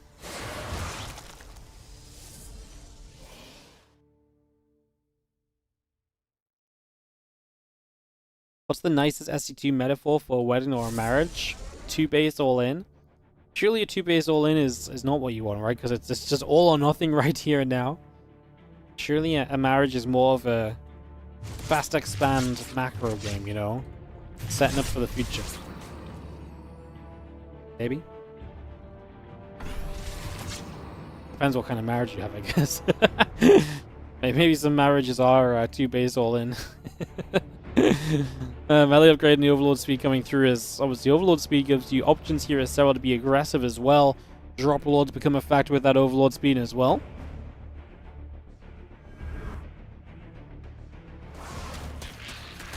The Zergling's going to look to jump onto the Adept, and we will have ourselves a little bit of down green done. I mean, obviously if you break through, then brilliant. Not sure if we will break through though. Another Adept's coming across. A few Zerglings get turned around. Drop lord in production. It's just units in the production tab right now. Serral not droning to the economy. You'd expect him to have 4 longer games. This does begin to look as though we're starting to get to a point where we are going to be sending this with Ling Roach Ravager. Melee upgrade going to be finished as well for this. Oracles pulled back down to the bottom. Storm, Blink, +1. Continue to build. The gates and the robo facility coming online. Get that cannon added on as well. Just going to be seeing the queens going to be flaming. The phoenix taking some shots. One Ravager will morph as the rest of the lings just keep on producing the production tab. Going to threaten the natural. Obviously, breakthrough there, and you have a huge opportunity already as the other stalkers that get warped in are not going to be able to make much of a defense. The lings are into the natural already. Hey, Templars do not have Storm yet, so the timing of this is looking pretty good in terms of Serral's kind of time of it. The Dropper Lord does arrive with the Queens as well to protect against the Oracles a little bit. The Oracles which then chase into the natural. Losing the Cybercore as well means no more Stalkers to warp in, and they are the units which have the upgrade so far. Lings in the main end up getting a bunch of probes as well. Zoun is just not prepared enough for this at all. He's seconds away from having Storm at the very least. A couple of corrosive vials will come down toward those High Templar, but will not be able to connect just yet. 1 or 2 more Storms come down. Lings looking for the wraparound. Zoun just doesn't have enough. He drops a few Storms, but everything has gone wrong before Storm was ready, and the Storm will not be enough to save him here. Serral takes an opening game in convincing fashion here on Incorporeal, and we'll get off to a strong start in the winners match here for the moment. Will I be co-streaming the rest of the MAESTROS games? Yes. So not all of it. So this weekend I'll be here for the majority of it. Maybe Sunday I can only do like 4 hours or so. But the majority of Saturday I'll be here. I should be here all of Saturday and most of Sunday. The final weekend, the final day, that's the offline portion in Paris. Me and Helen are actually away on our little mini honeymoon that we're going on. So I'm actually going to be gone. I'm not here for like it's only like 4 or 5 days, but it unfortunately overlaps, so we'll be catching that one up afterwards. But I will be here for the start of the playoffs this weekend, which is why I'm trying to get through just as many of the group games that kind of catch my interest today, just so I can see it without kind of fully spoiling myself, because I've been able to mostly avoid spoilers on this one. So turns out when you have a wedding, you're busy enough you don't actually catch any StarCraft that's going on during it. It's crazy. 5+ melee attack and not ranged is most of the damage from Lings? I actually don't know. Usually I would feel like that's kind of more of a range upgrade attack, but I mean, melee upgrade Lings is pretty good against Stalkers. I wonder if Serral just saw the opportunity for some reason, maybe felt as though the opening of Zoun just did nothing at all, so he felt strong enough just to commit anyway, right? I mean, melee upgrade typically sets you up for a longer game. Yeah, missiles perhaps does set you up kind of more for the Queen Walks and stuff more quickly usually, but it was very Ling heavy as well, so I think it was maybe just a little bit of kind of what he was aiming to do, and maybe he did just kind of delve away from his initial plan a little bit, just seeing the opportunity to attack in the end instead, right? I think both of them are.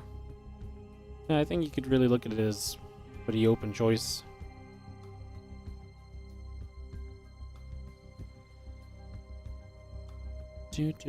Do.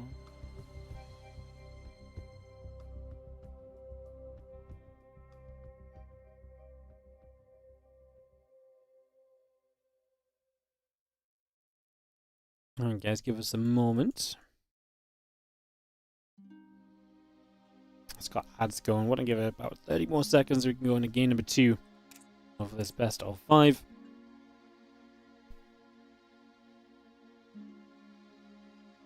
Yeah, I don't even know what the playoff bracket looks like for this event as well, so I really have got no spoilers at all on this, so just, that's like I say, this is my final day to really get a look at the groups before I actually have to inform myself what happened in the groups before the playoffs start tomorrow, so, yeah. Anyway, I think we're good. I think we've waited enough. Let's go into Persephone for game number 2 of this best of 5. See if Zoun can bounce back a little bit. Another game where Serral just looks solid and kind of executes, and kind of similar vibe to the Reynor trigger matches earlier, right? I guess is what I'm thinking of. Another game where the Zergs execute well. They put on a performance, and they make it very difficult for the pros to really do much of anything. Pros not really able to get set up or anything at all there, so.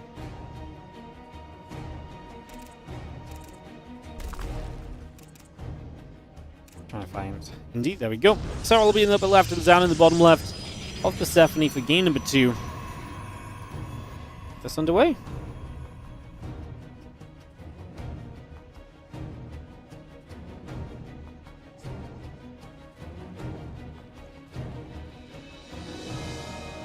Pro building, Overlord about to finish. We got another gateway on the way through and a couple more drones in.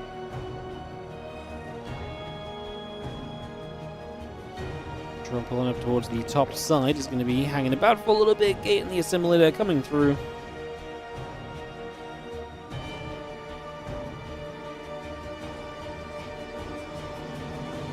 Naturally, a couple of drones coming alongside everything else there as well, so a little bit of gain initially.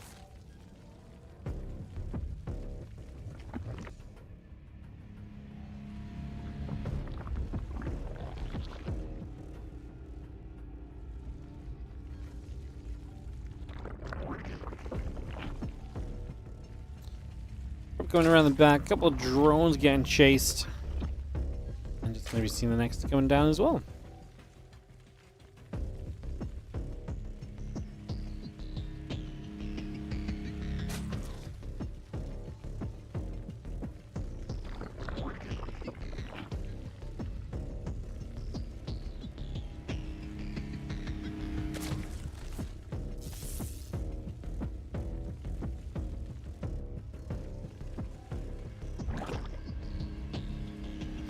Alright, sorry guys, just replying to someone quickly. Anyways, we get back, not really much going on just yet. A few moments of, setting up.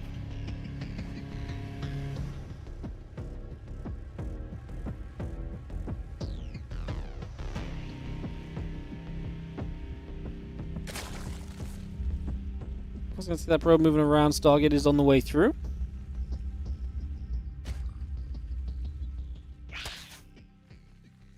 Yeah, everything looking reasonable for the moment. Stargate just building by. Got a couple of Lings chasing after a probe. The Ling speed is going to be on its way. And opting for the Stargate is not really anything too surprising just yet. So the Stargate on the way out, like I say, really not a surprise at all in that regard. So we get that set up. And yeah, a couple of probes move around. The Ling speed is about halfway done.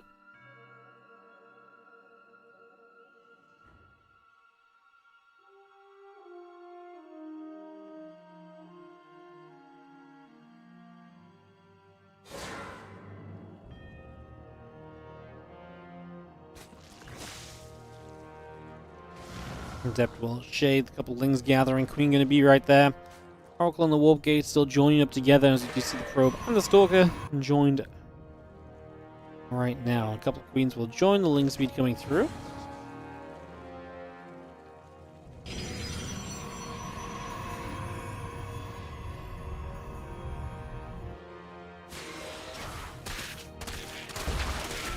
One's gonna get a wrap around. The Dev's gonna get caught looking for the other. He's doing a great job again. Some wraparounds there again. Oracle on the Warp Gate coming through. Drones and the Overlord coming up.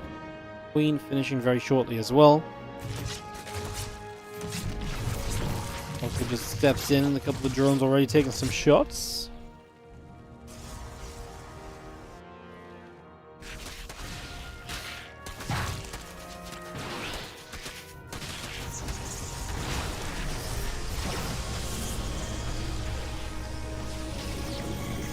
Nibble still coming by, then the Stalker wants to get after that Overlord. The Oracle still sitting overhead, hanging about for the moment.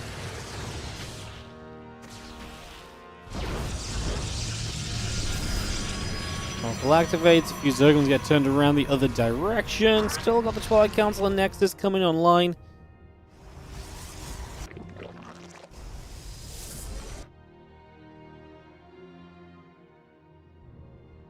Let's just gather up in the healing shrine. Actually could have healed a couple of them up further, but they're not sat in it. Not really a big deal.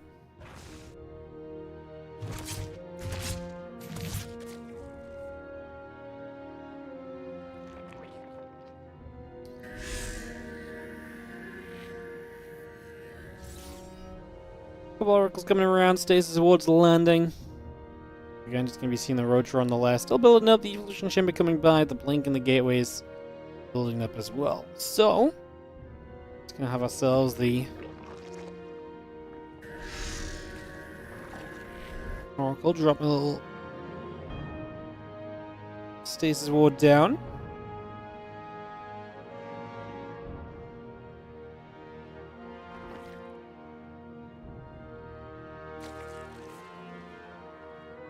And things just gather, +1 in the Blink.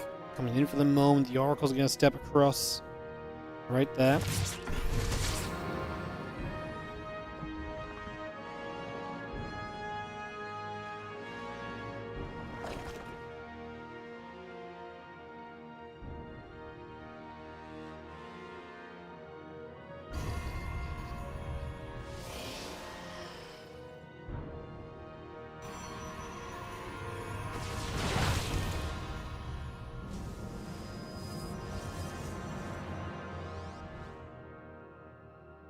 Stalker step across, Blink going to be done soon. Got a couple of Oracles working their way down. Blink's going to get into the drop lord and go for a little drop into the main base, looking for some damage.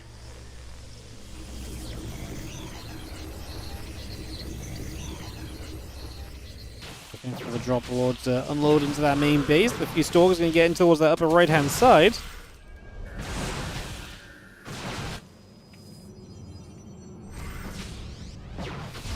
Let's get turned around. Stalker's in position. I mean, they push up this right side from Zoun, looking to really get the aggression going. Couple stairs towards, but at the same time, the Lings on the other side are causing trouble, forcing a warp in, forcing some attention over there, and getting a good few probes.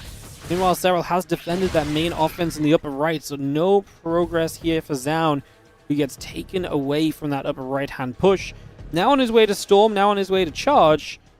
So he is on his way to a strong follow, but there's also Mutalisks on the way from Serral. So Serral setting up into the Mutas, into this next phase of the game.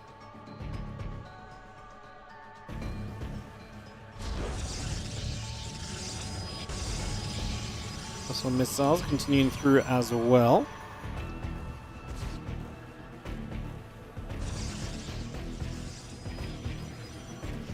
It's going to start that fourth base. Another round of drop lord action maybe setting up to be used as well. So something else maybe see coming through there as the Roach is set up. The Mutas are going to go around the side. Storm available, so Sound should have a bit of a better defensive setup than before. And it's not overkill on the Mutas. We are diving into a Hide Den and Infestation Pit behind this. The Mutas are going to be this kind of group of Mutas, and that's going to be about it. See how much they can get done. See how much harassment they can find for themselves. As the Mutas head into the back of this main base, Stalkers instantly blink underneath, and the couple of Mutas get chased away with immediate effect. End up going over toward the natural expansion, flying out over here for a few moments. Stalker's going to be there still, hitting those Mutas heavily. More Stalkers blinking underneath one more time, and the Mutas still taking shots. Going to be a little painful right now as those Mutas have taken quite a lot of damage. At the same time, we did get rid of a few probes, and like I say, it's not like we're looking to maintain a super high Muta count, because we're not still building Mutas. We're actually going into the follow-up here, which is going to be everything else, right? The lurker den coming about as well. And yeah, just a little bit of everything else continuing through for the moment. Stalker shoot will kill for the moment. Stalker's going to get a Zergling as well.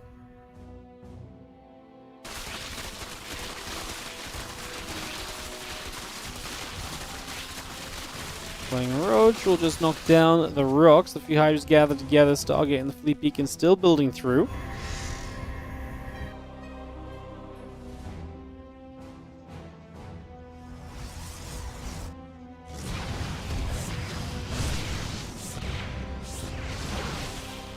It's just going to get them pushed away by the Stalker. Still going to use those as a threat though.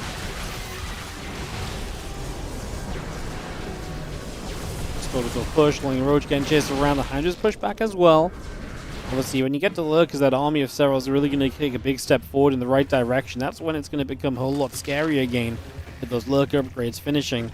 That's going to mean that Zoun does have some time right now though to prepare, and he is going to start getting up his answer to the Lurkers, which will be the Tempests. Maybe we can get enough of those up that we can make something of this. As the Mutas obviously pretty much dealt with at this stage. There's 5 of them remaining. Zoun feeling confident to actually move onto the map. So he's going to try and force Serral's hand a little bit. Force Serral into some positions with those lurkers rather than letting Serral just control this game in its full.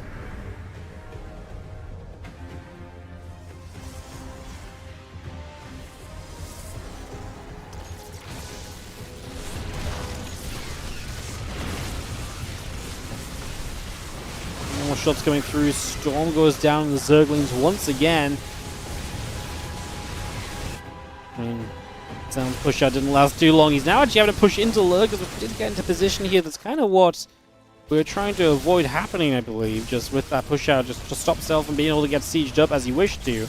Tempest being held back by the Mutas right now. A few Zealots running by on the other side.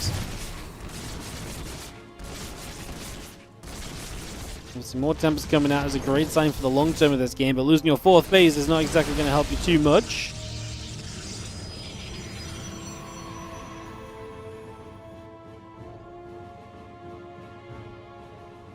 More lurkers coming through. The Spire halfway done. Just going to be seeing the Tempest, the air weapons, and the +3 attack coming through. Stalkers will shoot. A couple lurkers taking shots. Storm on the left side. The lurkers try and flank around. I mean, Zoun has the runaway potential right now and just kind of get some damage done while he kites out of here. It's good storms as well, to be honest, but he's going to be on his final couple of storms now. Does he have enough of everything else left, or has this game ended up being a bit too much for him? I think it might have just been a little bit too much, as a couple of lurkers still getting shot at by the Tempests. I see the Zealots coming around the left side here. Could actually just get a few lurker kills, or at least force the Burrow to slow down the advance. Zoun desperate to just get the 4th base back online. Mothership would be a great addition. Obviously, more Tempests are only going to help you as well. Turning around once again. A couple more of these lurkers still getting shot at and shot down. More Zealots warping in. The Mothership coming online as well as we speak, as the Ling Roach takes another few steps forward as well. Lurker's going to be right there. Lurkers beginning to drop.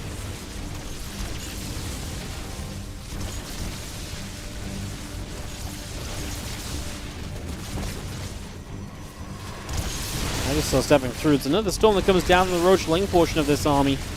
As you see, this Nexus still in some trouble. The Tempest is still coming by.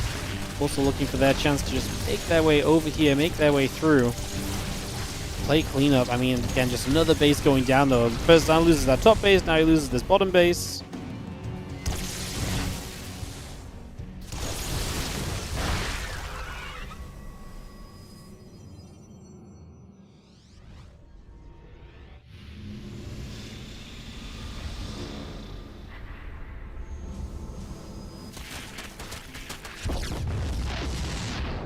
Let's take out the assimilator.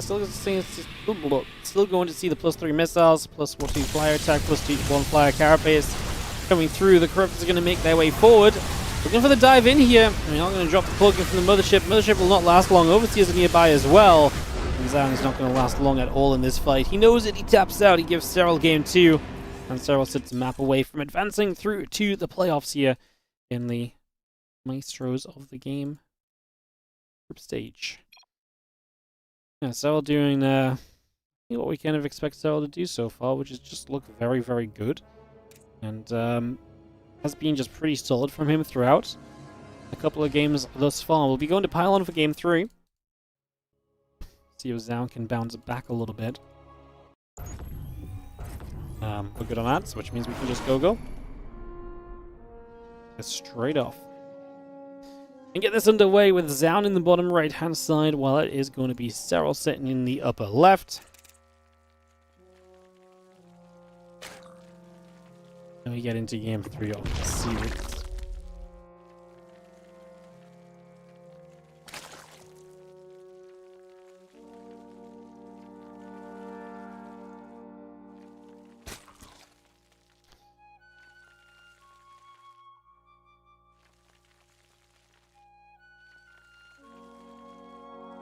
So, game 3, and we get a final map perhaps. If Serral wins this, he just advances through, obviously Zoun, do or die time. I like Zoun in the rest of this group, obviously to get in against Serral, he must have beaten Bjorn already. Obviously, he would have to beat Bjorn or RiYoung to get to the playoffs. I still like Zoun's chances getting out of this group, overall.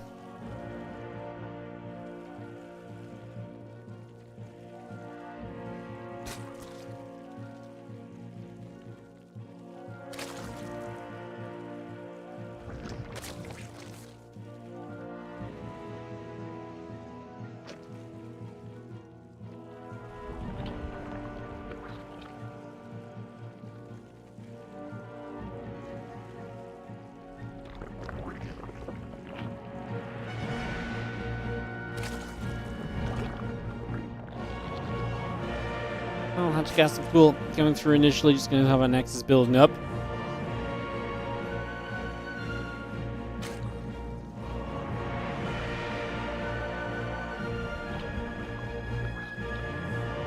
Am I wearing a ring now? Yes. I am now wearing a ring. Thank you for the congratulations. As we can just see, yeah, Nexus coming up. We take a couple moments, obviously. This one. Not having anything, crazy going on just yet.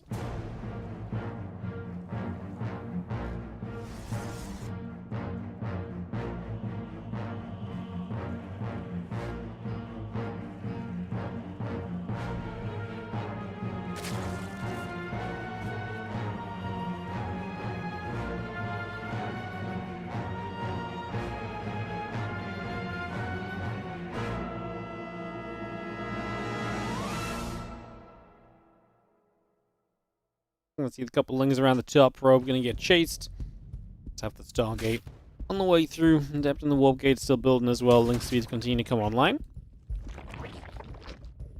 Again, Queen of the Hatchery continue to build into place. Got a lot of that set up for the moment.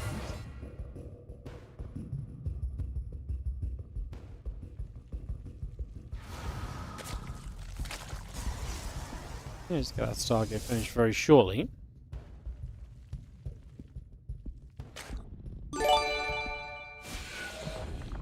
What's up, Captain Canada 12? Thank you so much for the 7-month resub. How you doing? Happy Friday to you as well. Thank you so much for using your Prime on the channel. Appreciate you. Thank you for supporting. As again, Oracle and the Warp Gate coming online. We see the feelings and the Queens gathering up. Early game, again, just peaceful for the moment.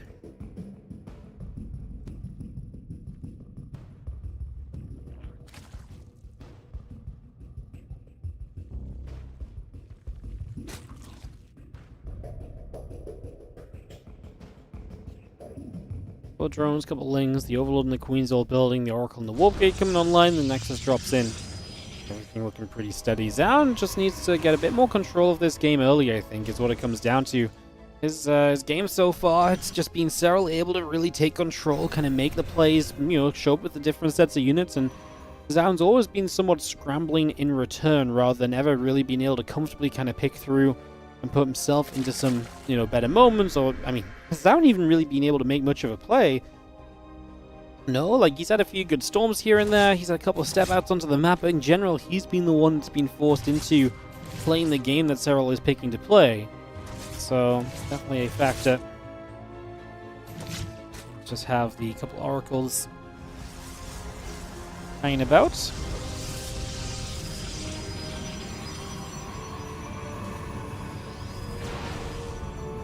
Stalker. Gonna go pinging at the Overlord. Overlord number 2, gonna get pinged at as well. Oh, Stalker number 2, gonna get pinging at that Overlord as well. Wrong way around. My sense is just get a couple Oracles flying through the Queens and into a Spore, so actually taking damage and not getting to do anything yet. Now that that first Oracle is hurting, gotta be very careful, because obviously that could go down very quickly if you're not cautious, and that would obviously be seen as a little bit of a disaster as well.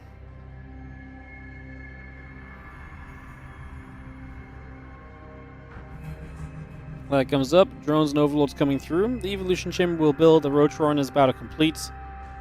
5 additional gateways, blink upgrade continue to come around. Probes still being produced for the moment as the oracles will set up overhead. The Stalker going to fire, the Zergling getting picked away at. Going to drop a pylon down into the front here in the next few moments as the lab will finish. Things still building.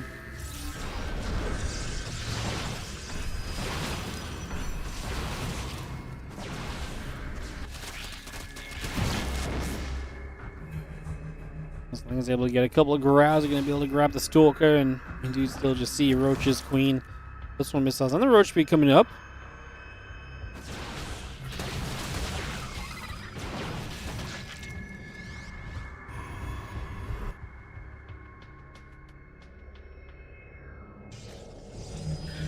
Blink about a complete. Stalker on the gateway coming online.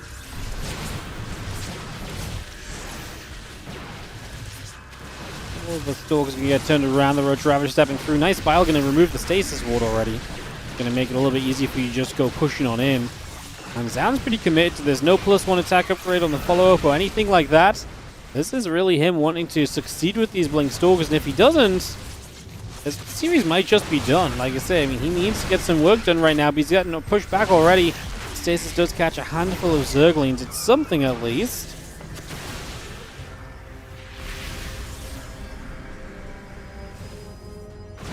More corrosive bars. Stalker still moving about. Just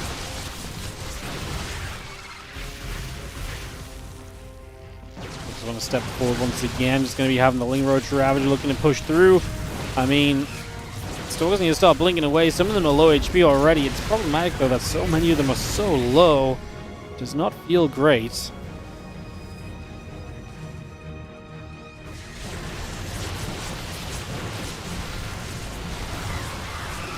Coming in with another round of this. I mean, the supply advantage just isn't there for what it really needs to be. We just have another Ravager going down. Stalker's trying to fight. Roach Ravager still trying to stand strong. Again, the jumpers just aren't there. Meanwhile, 15 new Roaches in production. Looks as though it's going to be plenty. As we have the Stalkers continue to be chased out of here, pushed back. I think we're really on the verge of seeing this one go. Quite simply put, away a Serral. That's a nice stasis that might buy you a little bit of time, but that's really what we're able to see so far. More corrosive vials. Stalker still getting pushed back. GG's to Zoun. Serral will take the 3-0, man. It's kind of crazy. Just how good and how solid Serral is. So consistently as always.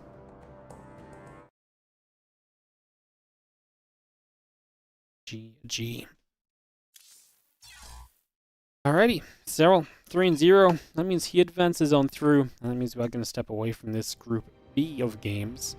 We're actually going to go into Group C of games, which is going to feature Clem, which is what I was talking about in kind of excited ways beforehand. I think this is yeah, probably going to be pretty fun, to be honest. So always excited to see Clem and some Clem TVZ, because he starts out playing against Rogue, and the other matchup going on would be Solar Bunny. So chance for a Clem Solar winners match or so maybe, which I think a lot of the time is yeah, I mean, I think that's a fairly expected way that things go, to be honest. But then it is actually a very fun matchup there. So yeah, and give me a couple moments then, guys. Get some stuff set up.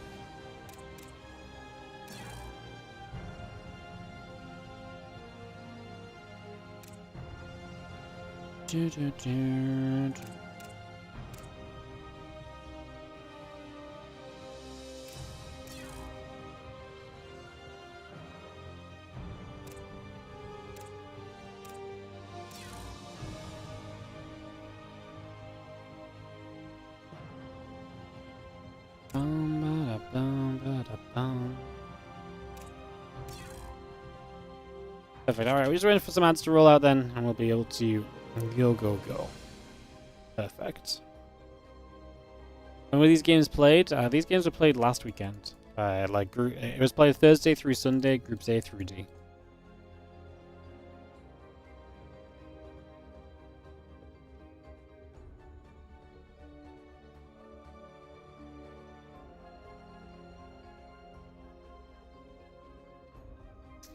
Cool. So yeah, we'll start off with Clem Maru, because that's the opening match of the group. And we'll go into that in a couple moments. Like I said, just let some ads play out and we'll get right back on it and see what we get, see what happens. Should be some good fun. Hell yeah. Hell yeah. So we'll just do the same with this group, kind of with Clem being our focus, and we'll have a peek at Group D. I reckon that's going to be, I think just a couple matches from each group is pretty much all we'll probably get the chance to do. There's so many good games that happen alongside these matches that we're casting, by the way, guys. I mean, obviously the VOD's up. A lot of other people did cover these events and so on as well. But, yeah, definitely go check them out, because we're just really skimming the surface of this event, really kind of cherry-picking not even necessarily the best matches, just the best kind of named players in these matches, you know? So definitely get yourselves out there and go and enjoy some stuff.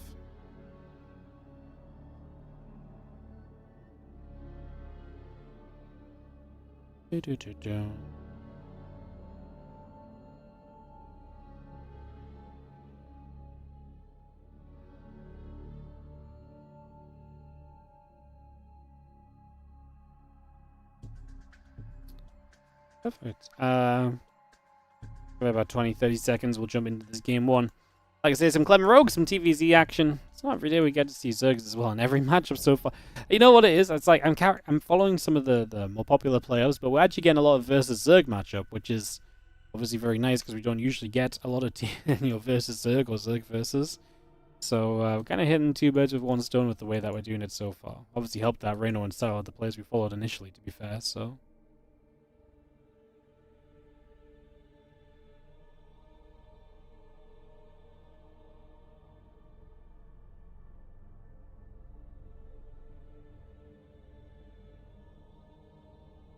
Alrighty, yeah, I think we're good to go. Let's do this then. Thank you for your patience, guys. Obviously, just running some ads eventually will help us do more StarCraft.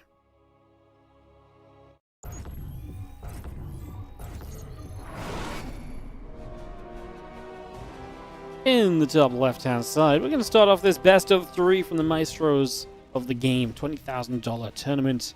With the red Terran player repping Team Liquid, it's going to be Clem. And I believe still representing Falcons in the bottom right corner will be our blue Zerg, Rogue. Game number 1 of this best of 3 on Sandworm. Oh, I loved this map when it was... this map never made ladder, but we used this map as one of the maps that we added to WardiTV Mondays and so on before the ladder maps got updated. And I actually really liked this map back then. It's got some interesting kind of features to it. Yeah, I kind of liked it. I said it didn't actually make the ladder in the end, but the maps we got were actually pretty good. But actually kind of happy to see it being one of the maps that gets voted into this tournament, because again, they replaced some maps for this event. And yeah, it is going to be Sandworm, one of the maps that gets voted in, so I think that's very cool and very exciting, actually. Excited to see what our TVZ is going to bring us then. Clem and Rogue always was such a classic, and do you remember a lot of the times Clem taking down Rogue was actually a bit more of an upset than what it is now. I think Rogue has definitely had points of being dangerous lately, and I don't know if it's necessarily coming from ZVT. If Rogue wins the game in this series, to me, this is going to have to look like that super hectic playstyle where he's attacking everywhere, lots of run-bys, he catches Clem on a couple of bad fights. I think that's the sort of approach he's going to have to take if he wants to see some success on this. So that would be my guess as to how things will pan out.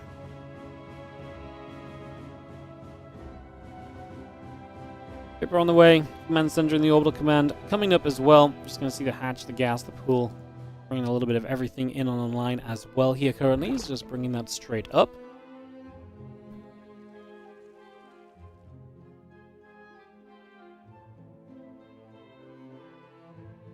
Queens and Zerglings all in production. We do have our CC and our factory building as well, so yeah, and so far everything looking cozy. Mobile Command gonna finish up, the SCV producing through. They're gonna shoot, a few links coming about. It's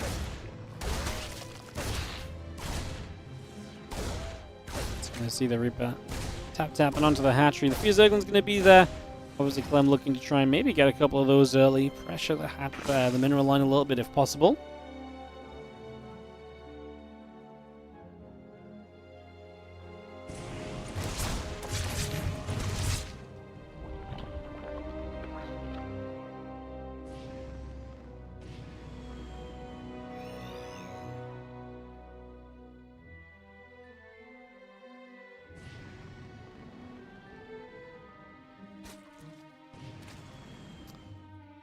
Well, Hellions will be on the way. That will be Clem's next step here.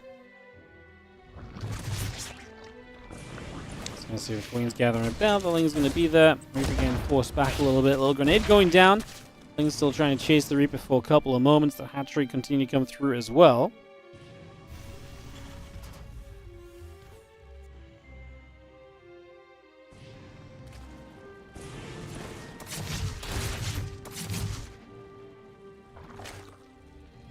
And speed building up, a couple Queens coming through. Just going to see that Reaper still getting chased. A couple Lings wanting to get after it. The Reaper will get pushed back for the moment.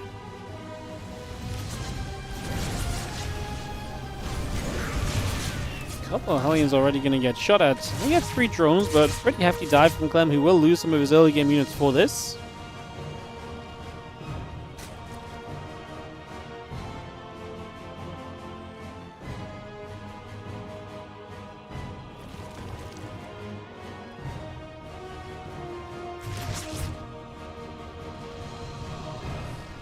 And the Hellions and the Reaper pulling back around the other side. Roach Aurora and Evo Chamber coming up. Get the extra drones in production as well.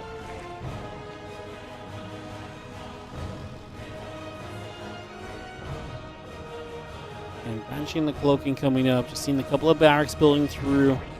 Roach Aurora and the Evo Chamber coming up as well.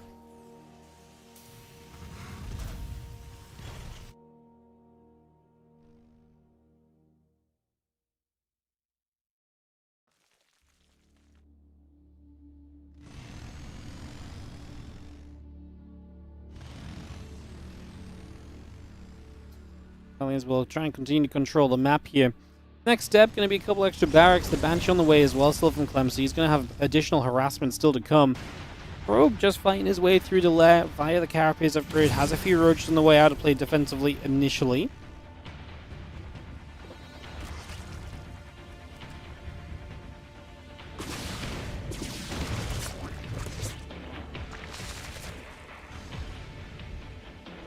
Let's see, Hellions Gather and Reaper joining. Again, Cloaking coming through. Stimpack on the way. Evolution Chamber just going to get going as well. Add a couple extractors by for the moment as the action moves over to the tech lab. Starport going to lift off, move over to the reactor. Again, 1-1 upgrades. The Stimpack continue to come through. We're just going to be seeing the Roaches, Carapace, and all the rest continue to come about as well. Drones and the rest of this settling down as the Hellions and the Reaper will go after a Zergling, and then obviously the Roaches will, for the most part, push them back, but that's where the Banshees can come through. It's one of the fun parts of Sandworm. This gold base is a typical fourth. You see the rocks there? What that does is it stops you from mining this gold base until you knock the rocks down. It is still typically worth taking a faster gold as a Zerg player. Those rocks are something you can get rid of in plenty of time. 4 drones going down as the multi-pronged chaos is coming through. One Banshee fell, so Clem actually getting, letting the kind of chaos get the better of him a little bit. Not like Clem to typically let a Banshee go down so easily, but it does go down there, so that's -1 Banshee. And beyond that now, well, Medivac's continuing through with the 1-1 upgrade to the Stimpack, all still building. Roaches will take a few moments to jump onto the rocks again.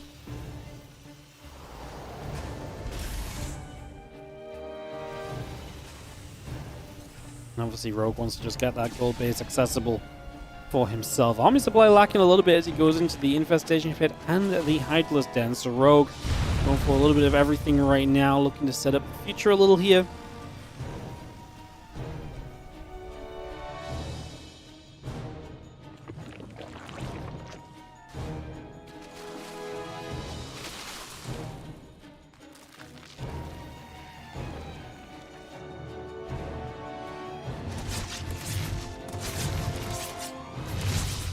This will be there. And he gets turned away. Roaches and Ravages continuing up. It's going to be seeing the Marines still gathering together.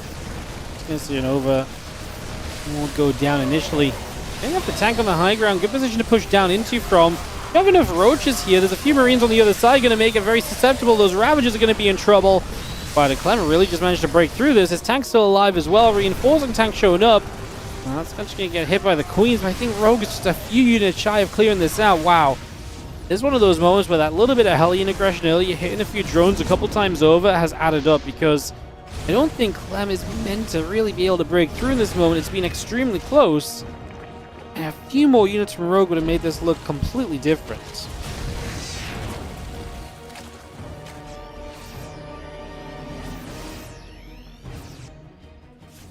Two Carapace coming up, plus one missiles on the way through. We have the Marines able to take down the Overlord. That will be a supply block for Rogue as well. Not what you want to see when you are also seeing the Terran army swimming through those little teeth in the middle of Sandworm. And we have ourselves a push into this hatchery, continuing the tanks getting brought across via medevacs. There's a Banshee just adding on some damage.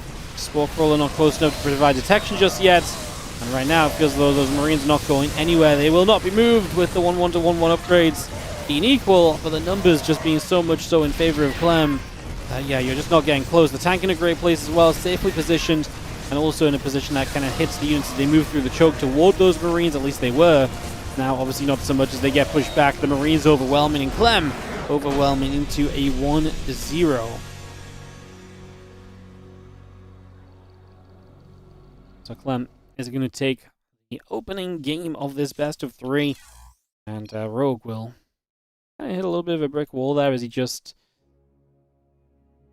again, just take a little bit of damage early, and Clem is able to just find those openings, find those opportunities. It doesn't take much for him to kind of grab an advantage, does it? No, it really does not. Is the answer to that one. We'll head into game number 2 then. We're going to be going to Tokamak and see whether Clem can continue to look strong. Everything we've casted today so far has been a 2-0 or 3-0, right? So, kind of hoping maybe we'll see some bounce back. Then again, we are kind of cherry picking kind of favorite players and fan favorites, and these guys we know are all very good as well. So I guess it isn't too surprising either. In the top right, Clem is the Red Terran. Up a game in the best of 3 as he battles against Rogue, the Blue Zerg in the bottom left corner. Tokamak will be our battlefield here for this game too. Get this underway. Perfect. See what is going to happen then. See what comes out of this as we take a couple moments. Couple drones. Keep on the way. A lot again settled in for the moment as the Rax gas comes up. The SCV will start.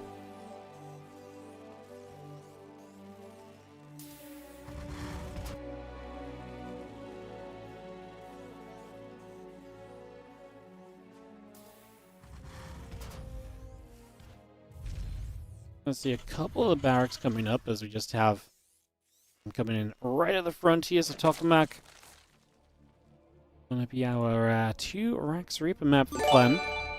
That's on the way. What's up, Chess? How you doing? Thank you so much for the 68-month resub. That's a big one. Thank you so much for 68 months of supporting the channel and supporting the stream. I appreciate you, and thank you so much. Say thank you.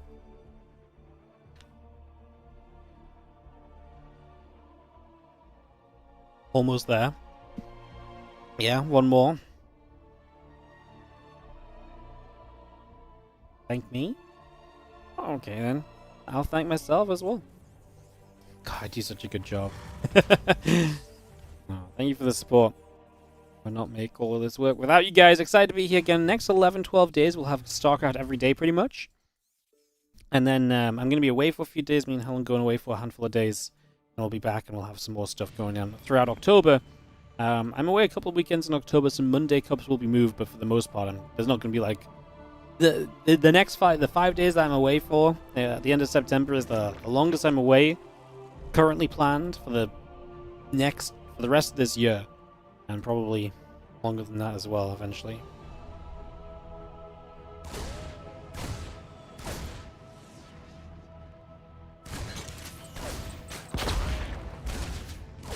We're gonna shoot a couple Lings taking shots. We've seen the Lings continue by there. The Reaper continues to get going, trying to get onto those Zerglings.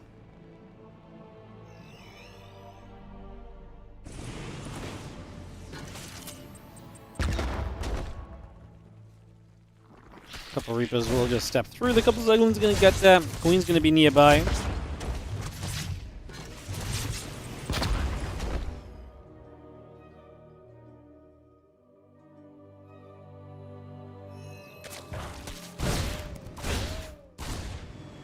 Shot Zerglings going down, one Ling going down already. To be fair, it's been a pretty decent start with the Reapers. It's not been super crazy. It's only been a couple Lings killed. BC drones being losing their mining time right now. Ooh, that grenade is not what Clem was looking for though. Bopped the Queen into the Reaper's escape pathway.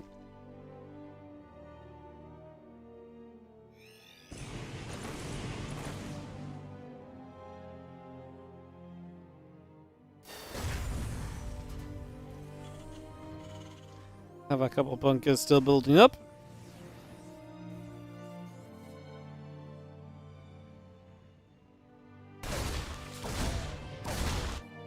Roach is going to be there. Reaper taking shots. Couple grenades going down. Roach is getting pushed back. The Ravagers will build up as well. Another grenade going down. Roaches continue through. Bunker will be finishing as the couple Reapers in the Marine will be right where they want to be.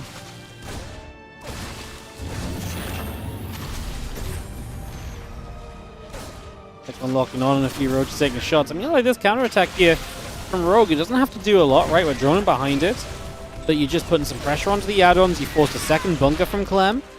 And you're getting some value where Clem is pinned into his base. The barracks isn't active for a little bit. You know, there's a barracks in the back here that's not doing much either. If you get the factory, even better, because then you stop siege tank production for a while. Cyclone lock-on is a frustration. That's one thing we can't really deal with very well at all as Rogue right now. I like this step across the map. It might just be time for him to leave, though, because the tank is going to pop. He's actually going to Clem just very confidently pop that tank into this army. Ravager goes down, and with the other units, he will chase this down, and we'll get a cleanup in the end. So Clem is able to push back and clean up that force from Rogue. I liked what Rogue was doing, but maybe there was a point where he should have just stepped away a little bit sooner. The thing is, once you've lost a certain amount of units, the rest of your units have no staying power or standing power to kind of turn around and force your opponent back away. And so then they will always just get chased down. It's tough to find that moment to play the escape on, but I think there was a possibility to maybe have stepped back a little sooner. Rogue now is actually making a lot of units once again. As Ling Speed finishes, he is building Lings. And it really seems as though the plan is going to be to just fully send this as the Lings come up, the Roach and Queens continue through. Queen going to pop up on the natural. Engineering base building. Barracks building as well.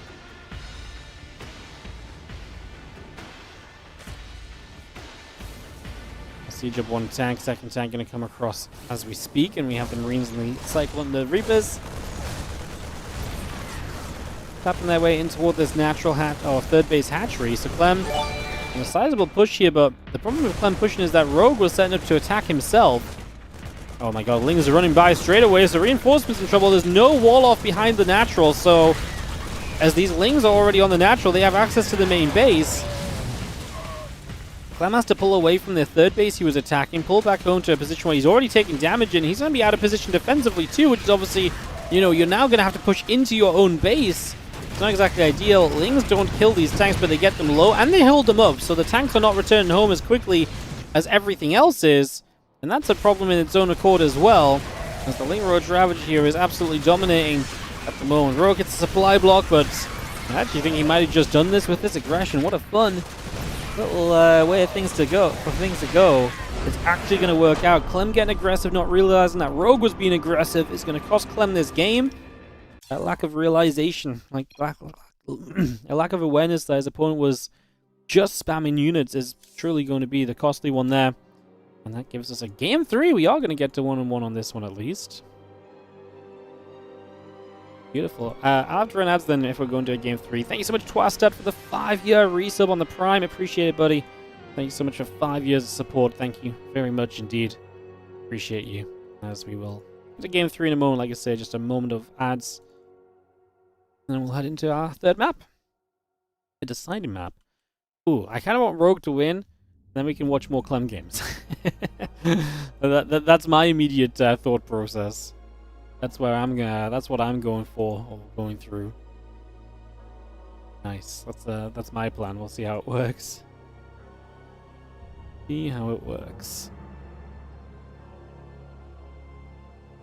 Ba-da-ba-bum, ba-ba-ba-bum.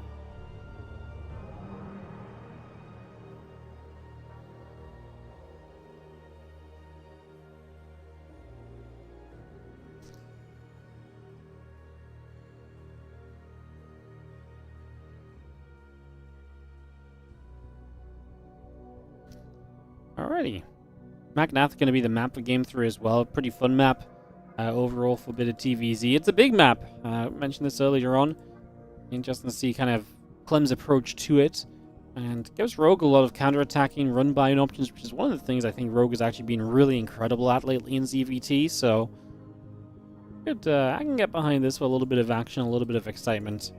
I think it's going to be some good fun. So that's going in just a few moments. Like I said, just waiting for some ads, guys. We'll give it about 25, 30 seconds. And then we should be good just to start it up and let the ads play over the start of the game from there. Just don't want it to potentially overlap too heavily is all. Maganatha. Beautiful. Beautiful. Alright, let's do this. Let's jump into Game 3 of Clem Rogue. See what we get.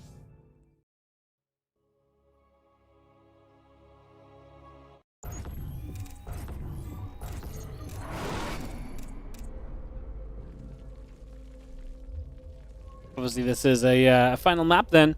Winner is not through, winner is not out. It's just this, sets you into the winners, the losers match. So this is not kind of group defined, but it is actually a pretty cool opportunity, right? If you get into that winners match, obviously you get through already. If Clem drops to a lower bracket, that's going to be very brutal for whoever meets him there potentially as well. So I'd say definitely, obviously very notable still.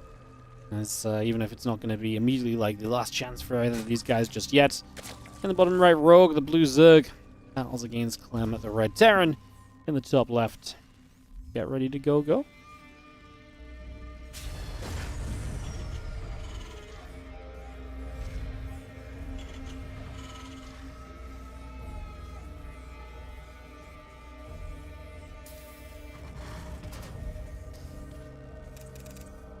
Alright, barracks on the high ground, so moving away from the multi-rack Reaper that started us off in the previous game.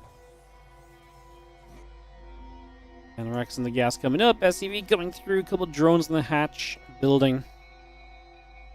Got the extractor on the go as well. So just building this into play for the next few moments.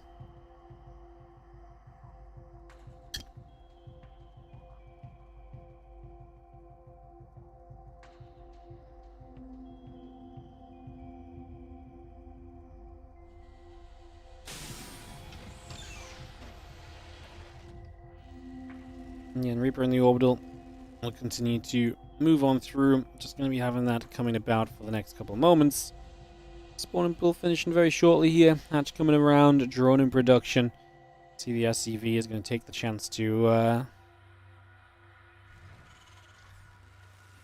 step about that.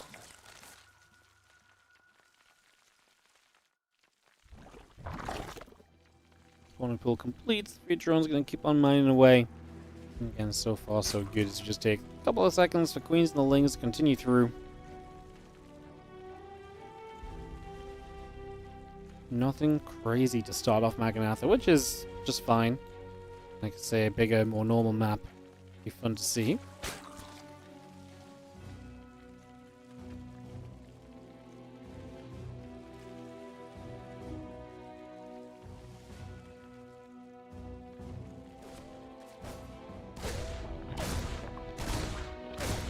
Gonna ping, hitting that extractor for a little bit. We'll just see that extractor taking damage. A couple commencers coming through. Factory finishing very shortly. SCV is still producing by.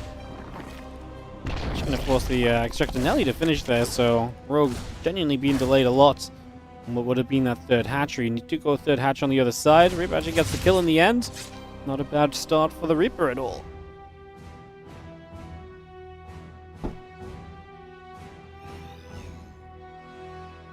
And Hellions and Command Center all building up. See the Link speed coming through, the Queen, Overlord, and Hatchery building as well. Reaper continue to come through for the moment.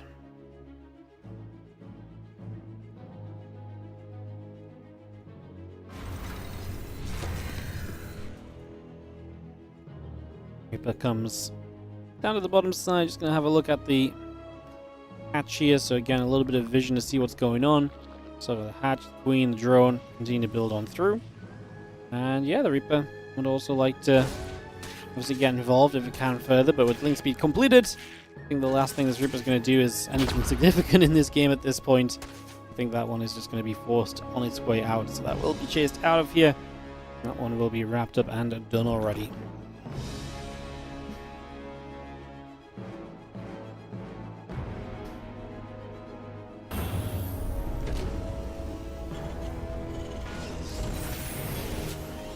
Dropping the starport down into play. Again, the stim pack coming through. The orbital command is about to complete. Oh, Queen's going to be there, pushing the Reaper back the other way.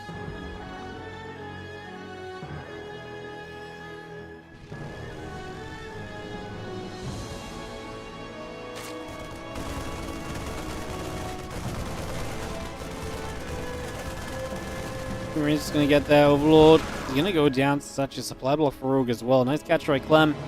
He's going to be just these few Hellions on the map, and otherwise is going to be looking back on those Marines. Otherwise,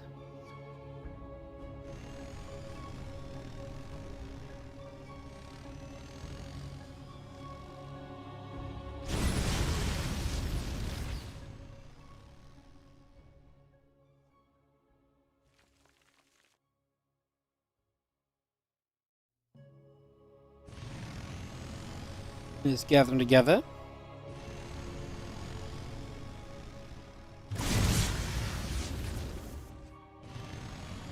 Obviously, like this from Clem, just keeping map control up gives him the opportunity to, you know, poke around with some creep tumors, knock down some creep spread potentially, just limit the control of the game that Rogue is going to be able to create for himself.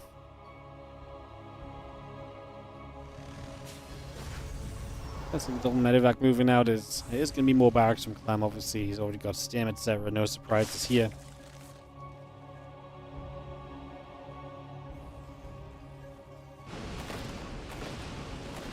Marines will just unload and get ready to push in towards the creep tumors.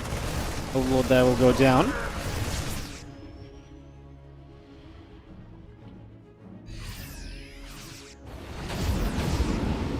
Again, 1-1 upgrades, the combat shield still building by. Just going to have our extra roaches and drones coming up as well. Ellen Nest will start up the infestation pit starting as well now. Bringing that through, the few Marines going to get there. Roaches and Queens in position to push it back. And obviously this drop will just continue, really looking for the openings right now. Trying to find as much opportunity as possible still.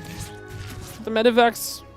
I still actually have the Hellions lurking around as well. No major play from them, but still if they can deny a creep teamer here and there and just slow the opponent down as best as possible, and typically we are going to like that. And that's been a lot of what's gone on so far. As the Marines and the medevacs coming around the right side, Watchtower looking help for a few moments. There's the Queen Roach coming back the other way, so again just pushing back over. Roach is still going to be there, clearing up the Hellions for the moment. We are going to be seeing the medevacs loading up and pulling back out one more time over to the left-hand side for now.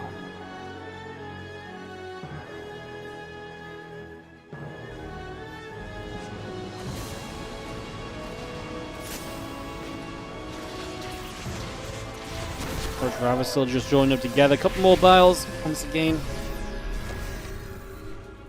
Army going to be dodging from that at the moment. The Roach Ravager has to pull out of here. We're going to see upgrades continuing through. Because of Shell is going to be a part of what's next. As our Marines step forward, a couple of creatures going down. Those Roaches, I don't know if they're in good enough numbers, especially as they start taking tank shots. Going to weaken them up that little bit to make the Marines cleave through them that much more quickly. 1-1 to 0-0 does these Roaches zero favors at all right now. Clem having that upgrade lead is just going to make it so it really feels like he shreds through the opposition. And yeah, when he had good numbers like in that fight, it's just not a fight you really want to commit to as a Rogue. The Marines can get turned around again, a couple corrosive vials coming down. The Marines having to load up into the medevacs and evacuate away the Roach Ravager. Need to come back through one more time as the Marines will join. Corrosive Vials trying to get toward the medevacs again. And get a little bit of this Ling Ravager Roach Force coming through and getting a few more shots off as the medevacs unload once again. A few more Zerglings getting taken down here. A few Lings being picked away at. Roaches and Ravagers gathering. Queens in position, spawn position. 2 upgrades also in production currently inside of Clem.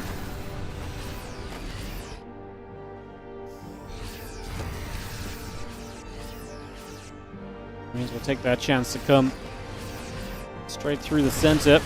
The Zergling's already starting to drop. A couple Corrosive Vials. Going to be right there. The medevacs have to lift up and get the heck out of here.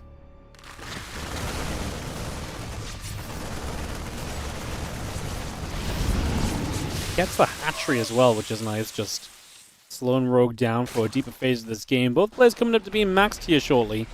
Obviously, Hive is done. We've got ourselves the Viper's done. Full of energy, so we are really set in a lot of ways. Very interested to see what the next true plan is going to be for these guys as we just have Marine Tank Medevac making its way over toward that right-hand side. There's a lot of Ravagers and Roaches joining up. A couple of Vipers coming through as well. Corrosive Vials, got to be careful of those rocks as well. If those rocks fall and cut you off, can obviously be dangerous. He's going to have the numbers to apparently keep pushing through. He's not going to be afraid. He doesn't back away at all following that start of that fight. And he's trying to drop bottom left-hand side, but Rogue seems to be on top of that as well. So far, deflecting Clem very comfortably and pushing Clem the other direction without many issues at all. A little bit more bio following up. A few Zerglings trying to run through the Roach, Ravager, Hydra, Ling pushing forward as well. Blinding Cloud still sitting strong. A couple of bios will knock the tank down. Ling Hydra continues to produce. Lurkers on the way too. We just have the Bioforce still stepping forward. Ling Roach Ravager. Hydra still going to be right there. Obviously, Lurkers are going to be a major turning point in this game if we can get them up and running. We are so close to it, and Clem is very low HP on these units. I don't think this is a scenario where Clem can keep attacking in, because obviously, again, super low HP units attacking into Lurkers. They're just asking to get absolutely melted. So Clem will have to take a moment here and reconsider his actions and also see what he does next. Ghost Academy is building, so we're not far from seeing the ghosts being introduced into the game, and you've got to imagine that that's what Clem is mostly going to wait on here before anything else really happens. Still kind of fighting on a couple of different sides. Ravager, Hydra trying to fight through that bio army, holding tight. We can see those units still pushing over to the left. Spore Crawler, I'm going to shoot down this medevac at least, so that's one less problem for Rogue, as he does get a little bit of a win against Clem, as he's just not paying attention. Obviously, a lot going on this map, a lot happening around in different places here. No surprise to see Rogue not, well, even Clem kind of not noticing that medevac was maybe going to end up in trouble. Rogue is pushing Clem away. Adaptive Talent's coming up too, so the Lurkers are only going to get better here and have a little bit more mobility kind of introduced into their kind of life cycle, so that should help them as well in terms of being able to get involved in some of these fights and all the rest. A couple of those Widow Mines still attacking through. Just going to see the Widow Mines firing. Hydra's going down. The bio loading up again. There's one more Widow Mine available here. It's going to shoot off onto the few Lings. Medevacs escape away.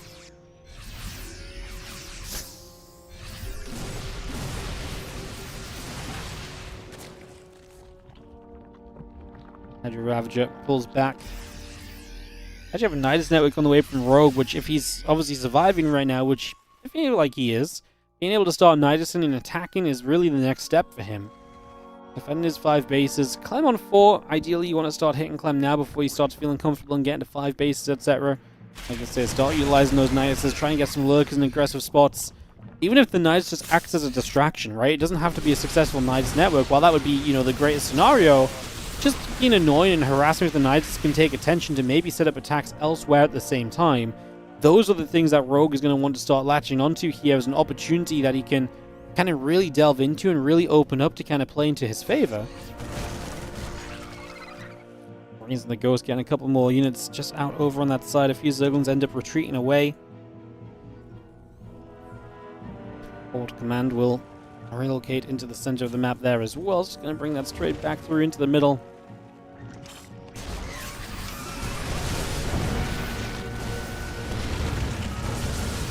Just fire a little bit of bio, take some damage. Ghost looking to snipe up a little bit. We see a bunch of those ghosts getting snipes off right away here. Lurkers taking some heavy hits.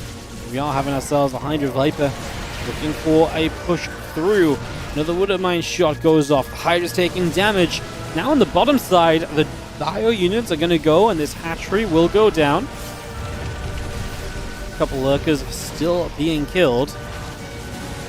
Oh, nice push through from Clem. A lot of success right here. Getting a base, getting some lurkers. He's even going to lift up and leave with a chunk of units, so it's not like this even cost him everything.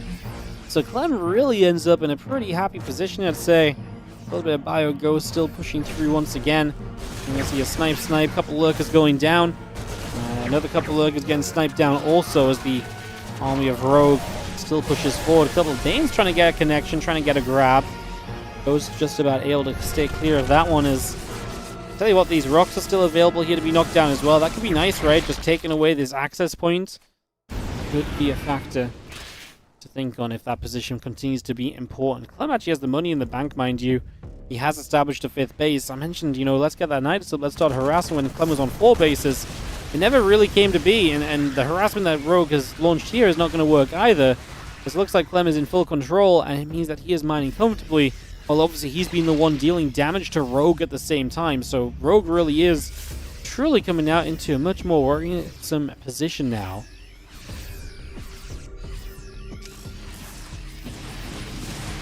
We'll see his Ghost Up help a lot as well, sniping down that Morphing Lurker. Lurker's going to start going down as they step in here. We actually didn't get that many snipes off. I thought Clem might have a few more. The Banelings, though, only a couple in number, go down very quickly. There's a couple more Lurkers mixed, Banelings mixed in, but those are not going to get forward either. Snipe City, as Clem is looking good, just sniping down everything in his side. A hatchery goes down here as well. This push is absolutely devastating, and again, Clem just had the money behind it. It felt like Rogue got to this army, which was okay, but never was really able to do anything with it, and Clem just kind of dominated this army. It is kind of this weird army where you're playing kind of Hydras, Roaches, Lurkers. You kind of maybe want to be more Ling Bane heavy at this point, but he's just never been able to fully make that switch to a point he's happy with. And Clem is going to be the one to take a GG's and a victory screen as he'll step on through to a 2-1 victory. Puts him into the winner's match, which is, as you might have guessed with how we're doing things today, probably what we're going to cast next. Probably makes sense. So we're going to go into the winner's match of Clem, and then we'll delve into a little bit of Group D as well. Like I said, just want to try and take some highlights out of each of the groups, basically. If we can do that throughout the day, I'm going to be pretty happy. So I think we'll head into the Clem winner match, which is going to be versus Bunny, apparently. Oh, god damn it. I really thought it was going to be Clem solo. I'm like skipping through, and it's like, no, it's Clem Bunny, not Clem versus Solo that we've got coming up. God damn it. That means that Bunny beats Solo. That's actually a pretty cool result, because Bunny is not a player I typically expect to see in that kind of a position. Like, Bunny has struggled a lot lately, to be honest, and beating Solo, even in just a best of 3, I think is a cool result for him. We'll see what he can do against Clem. That does probably make this a TVP. Obviously, Clem doesn't play TVT. He will race switch to Protoss typically, so kind of expecting that to be the case here as we get ready to go Bunny Clem in just a few moments' time then, guys. In just a few moments' time. Beautiful.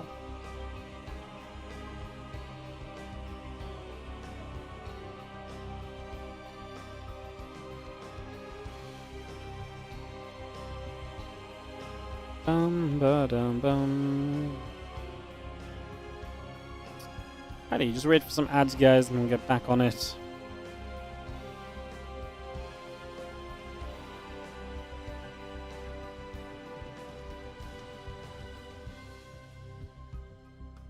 Awesome. Alright, let me get this. So yeah, we'll do Bunny Clem, and then we'll do Bunny Clem into Group D. Unless Clem loses. If Clem loses, then it'll be in TVZ, and we definitely can cast that as well. So now we'll do the Bunny Clem match. Sounds exciting.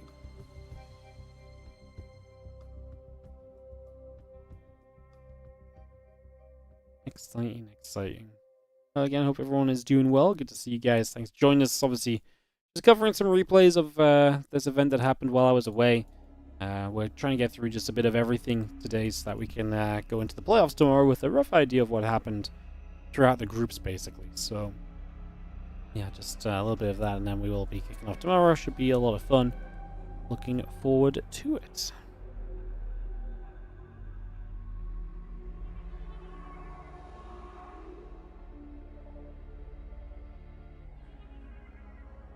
Awesome. He says awesome.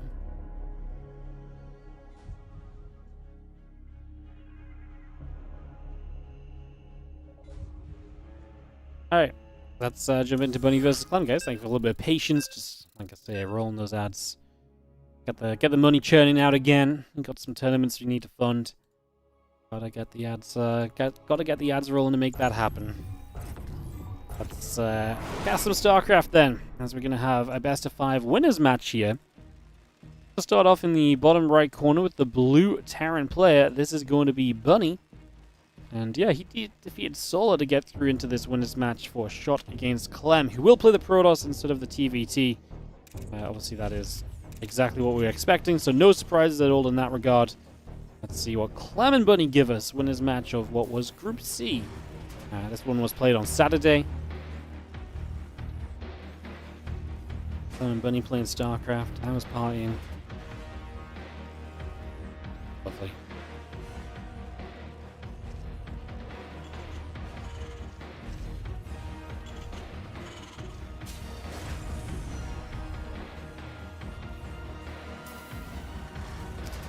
So, game 1 of the series, couple of gases coming down from Bunny. Obviously, he's coming into this knowing he's playing TVP as well, so he's aware of what he's up against.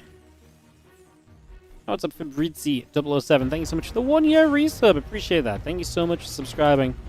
Appreciate the support. Thank you for helping us out with the sub. Appreciate it. Thank you, thank you, thank you. Couple of gases getting jumped into by some SCVs. The probe gonna nibble up out of depot.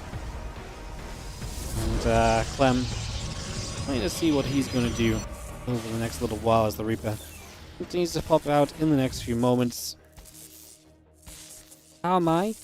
Yeah, I'm good. Excited to get back casting some StarCraft 2, watching some games, catching up on everything we missed. Yeah, feels good. And then, like I said, we're going to cast the playoffs to this event tomorrow. We've got team games next week, by the way. Team Liquid Map Contest Tournament Team Edition next week. We've got something special planned. We're going to do some open coast, but I've got a little bit of a special format planned for the final day of it. So it should be some good fun. I'm looking forward to delving into that and having a good time with it. So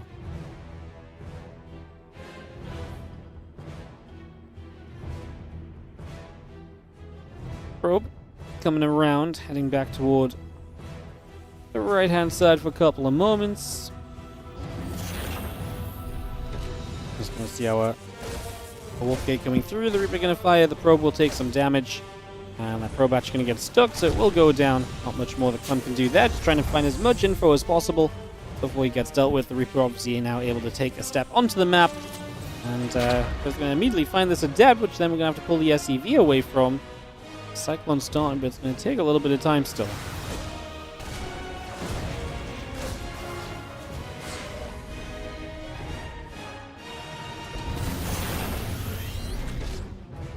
Reaper is actually in a little bit of trouble there. Oh, gets away! Adept didn't find the shot in the Reaper. So Reaper will live, but the second Adept showing up as Clem wants to continue pressuring. This is a not built command center for the moment. So I see the SCV coming down to the low ground. Reaper will fire for a couple of moments. Marines and the Cyclone continue to gather together there. Siege Tank and the Marine joining up as well. Starport building.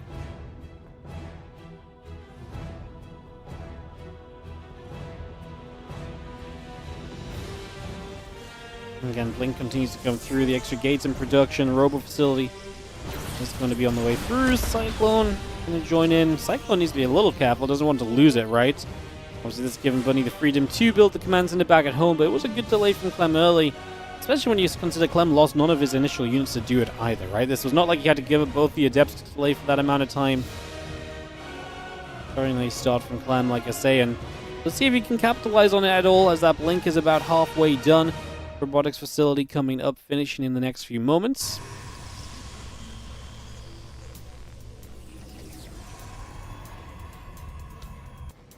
All those gates morphing into warp gate. The Marines stepping forward. Medevac will do a little bit of healing as well.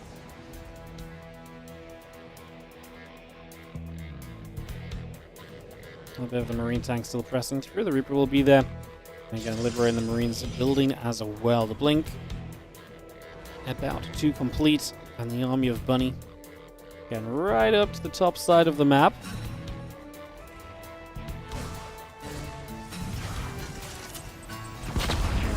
Adept is going to get that grab. Reaper goes down.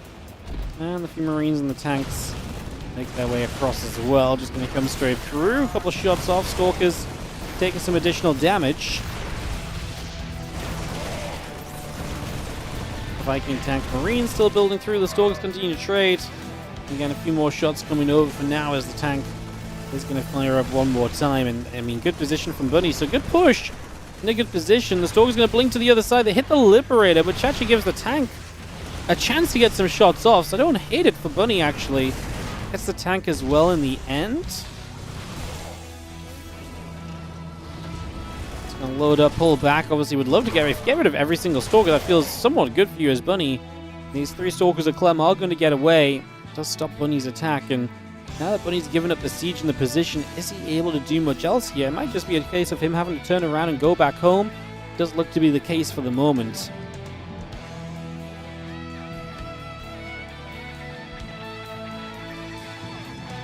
Well, things will settle. Bunny is on his way to an upgrade.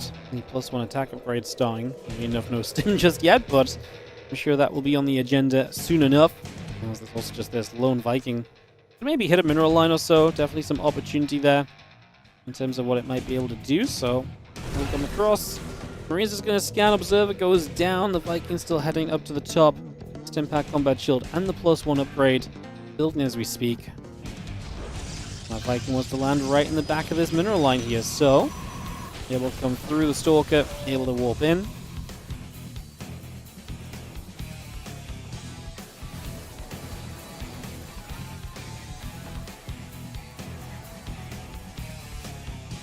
Stalkers and Immortals would like to step forward there. The Medevac already taking some damage. A couple more shots coming about. Just going to be seeing the barracks. Continuing in as well. Stalkers will go after the racks right there. Now going to be able to get rid of a kill. So stops one of those barracks coming up. Stalkers being useful. Clem just now taking that 3rd base. It's only just going to finish. It's not being a super fast 3rd. Obviously with that pressure he was facing up against before. Let's see, is it just going to head into Storm as the next step of this? I'd say Clem starts to feel comfortable here, but it's still equal workers. Bunny will have his own 3rd soon, so I won't say this is super crazy just yet.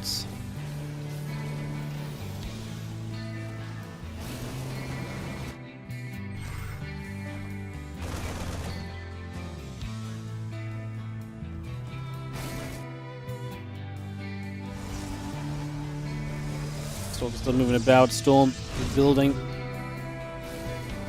And the Observer coming on the line, just going to be seeing the Forge and the Gate coming up. The Command Center will land in place, so Bunny is, definitely getting himself into a pretty reasonable spot here.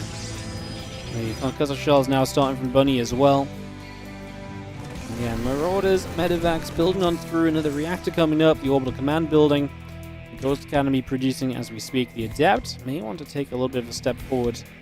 There's a bit of mine right there that we look at something happening with.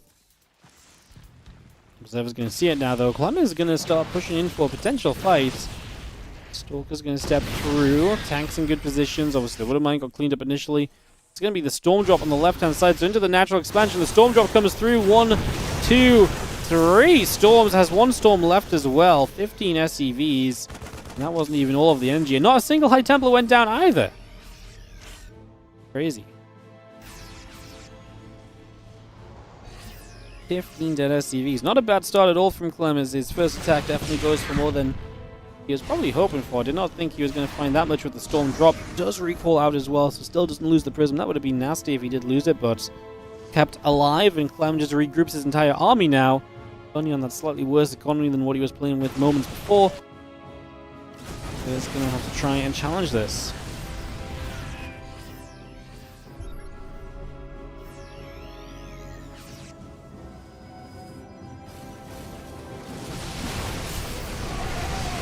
He's going to blink in. Actually, going to see a couple of tanks going down. This army of Bunny going to get shredded as he kind of step onto the map. I don't even really need any storms with this. The High Temple in the back have been kept away, but man, everything else is just slamming through. Bunny finds himself in an awkward position, and Clem is going to capitalize instantly from it. Bunny's retreat up to this high ground. I mean, that ghost is going to go down. We'll continue to chase forward here. A couple of Widow Mines trying to connect in, and we will just have another storm. Looks as though Bunny's going to have to just type GG. Wow, Clem just finding Bunny out of position for a few moments there. GG. GG. Clem takes game 1 of the best of 5, sorry.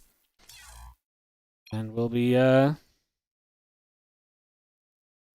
just off to a solid setup. I mean, honestly, didn't feel like this was going too bad for Bunny. The start was a bit rough, maybe. But yeah, honestly, he did enough with this little poke. Like, Clem was slowed down. And the storm drop into everything else really just kind of pulled him apart a little bit. So, heading to game number 2 then. We'll be heading to Tokamak to continue this matchup as Bunny tries to bounce back against Clem in this winner's match. And all these winners matches just have an absolute titan of a player involved as well. Some crazy stuff. Alright, let's jump in as we're going to have ourselves game number 2. We're going to start off in the top right hand side. The blue Terran player is going to be Bunny.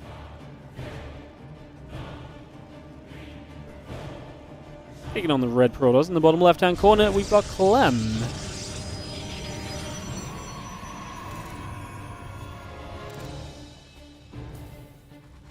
Game 2 of our EO5. Again, winner advances into the playoffs.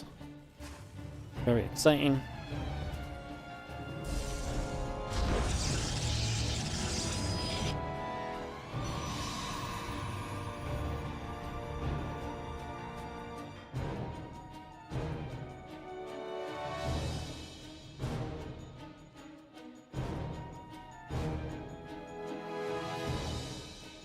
Again, top 4 of this tournament go to Paris to play the final day.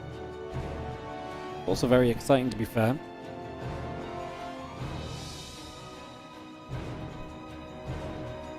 Obviously, winning here would put you into top 8 already, so then you're just a couple matches away from that offline portion of the event.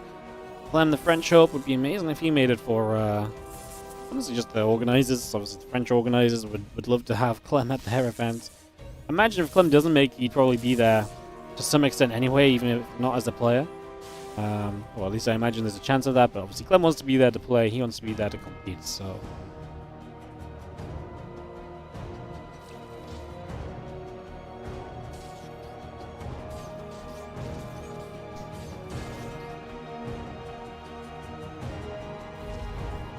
SCV is chasing, probe taking damage. Command Center will drop down. The Reaper is going to be done very soon. Our Cybercore about to complete. Nexus on the way. Bring a lot of that up and rolling here. Let's just have a simulator coming through. The warp gate coming online.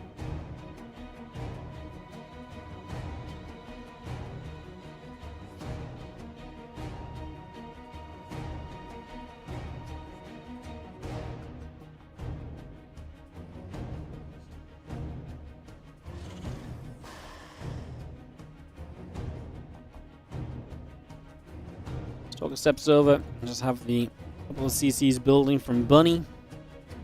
Triple Command Center is so very greedy. The last few times I've seen triple CC in this matchup, I always feel like it hits this kind of wall where it's just like, cool, you played the eco game. Congratulations. You don't have the ability to do anything. It feels like you get so stuck when you kind of play like this a lot of the times. That Stalker is going to go ping the Reaper. You're just going to have no pressure on the map for a long time. The Protoss can kind of do as they wish. And as long as, I mean, it really does come down to, I think, Clem and the Protoss identifying, like, hey, I see what you're doing.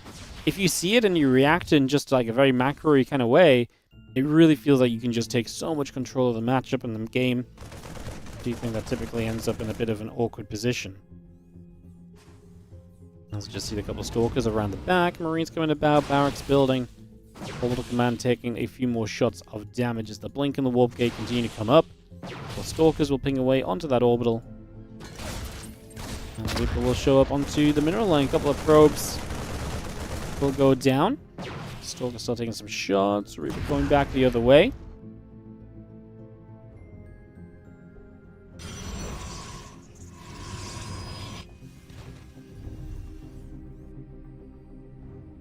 Robotics facility now building as well. As again, the orbital about halfway done. A couple of Marines in the racks coming through. Engineering bay coming up. Stim pack coming up next.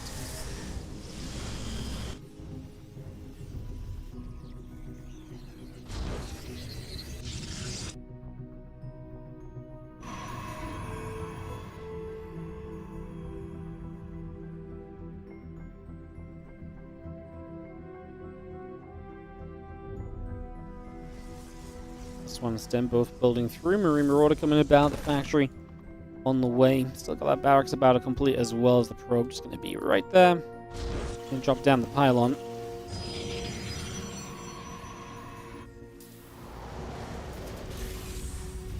Marines settling into the bunker. And yeah, as Blink finishes up, obviously there's nothing really coming from the Terran. As you mentioned, Triple CC kind of eliminates his, Bunny's options to do much of anything for the early stages. He's just going to sit back on a strong economy.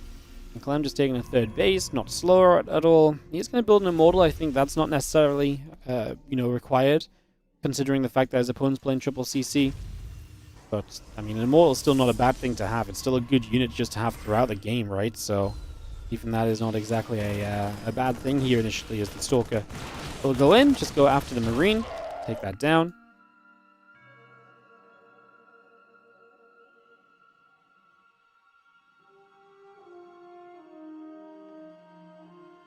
Impact plus one and the combat shield continue to come through. A couple of barracks in the starport building as well.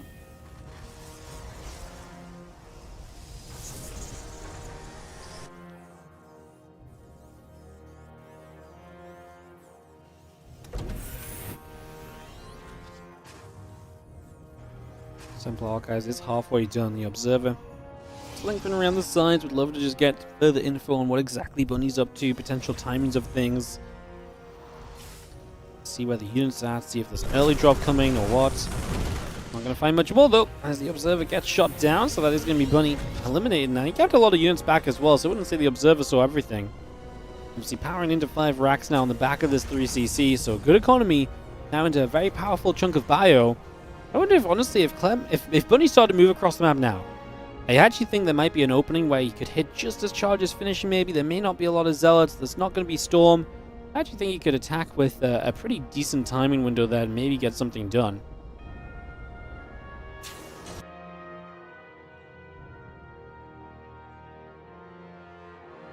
Combat shield.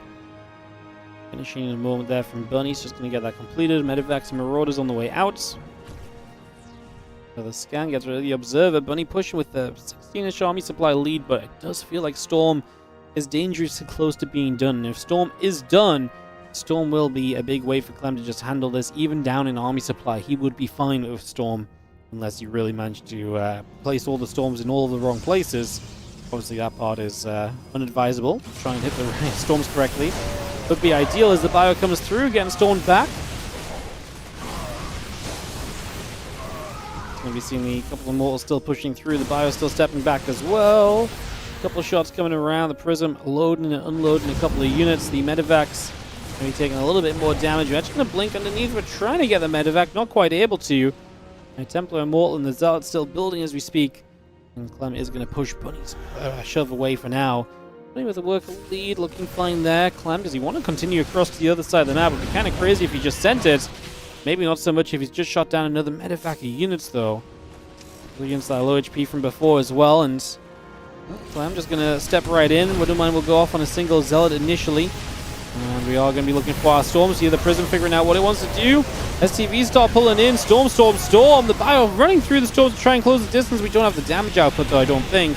Wouldn't will help onto the Archon. One more Storm. It's just a handful of Marauders, and a couple of Immortals are going to chunk through the Marauder HP bars.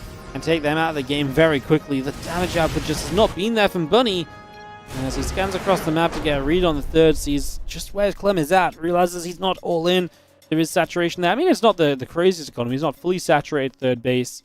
So Bunny just gets that read, decides that's all he needs to know, that it's GG time. And it's going to take this to 1-1. Sorry, 2-0. And we are going to head into a game 3, which will be on Gresvan. Just before that, though, we will drop a round of ads.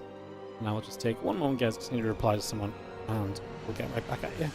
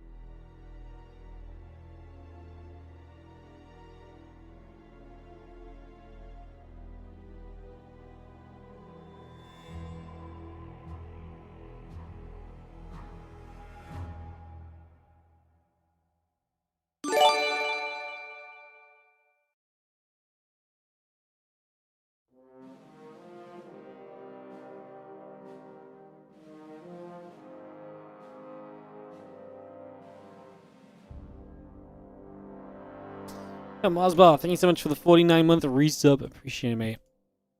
Let's go into game number 3. Let's do this. Thank you for a moment while I was just meditating about balance. Just had to reply to someone quickly, so that's while the ads are running. Congrats on the wedding. Thank you so much, buddy. Appreciate it as we head into game number 3 of this best of 5. In the top left-hand corner, the Red Brawlers player, repping Team Liquid, is going to be Clem. In the bottom right, our blue Terran is going to be Bunny.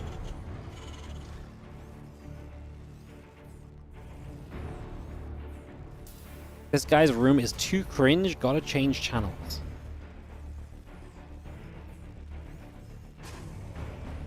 That is perhaps one of the most cringe messages I ever read. My room is too cringe. Yes, my room full of... My StarCraft casting room that's full of StarCraft things is very cringe, yes. Oh, yeah. I like my room. I like my room too. My room's cool. I don't know what could possibly be cringe about it. Oh, yeah, people crazy. Unauthentic and cringe, yeah. It's just so fake, you know. I'm trying so hard to be a StarCraft fan. You know, it's so forced. It's so forced, all this StarCraft stuff, you know. Yeah. Turns out I actually just don't like StarCraft, and I'm actually just here to claim your money, guys. I'm actually just here to claim your money and become rich. The StarCraft decoration is just part of the ploy. You guys want to be part of? If you guys want to gift your money to someone who hates StarCraft and is just here to steal your money, don't forget to sub. Been living a lie all these years. I know. It's terrible, isn't it? Anyways, just yapping on, because obviously first minute or two of this TVP, not too much happening. It's a probe scouting and the CC down. Bunker coming up as well for a bit of safety in the front.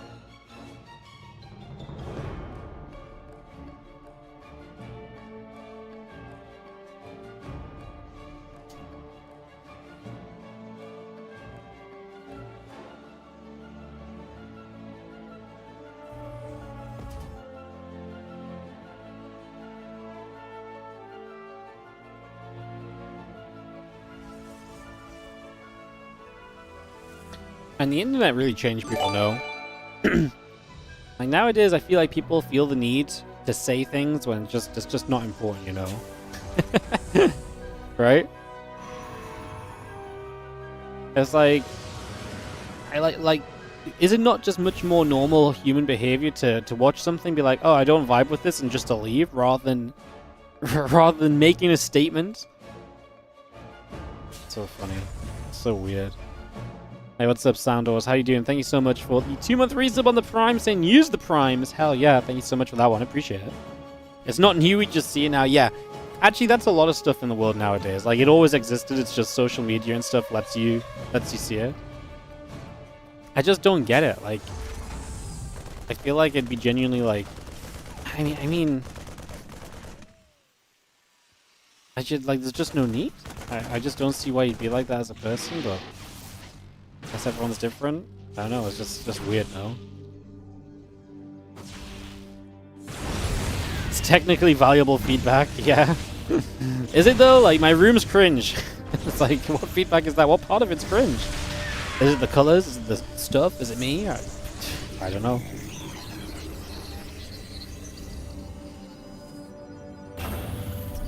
Crazy.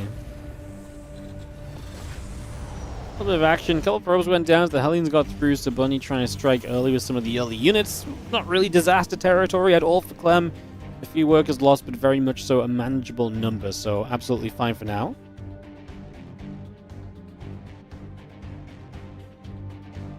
Billions of people in the world that were raised by the internet and they have no idea how to interact at a basic social level.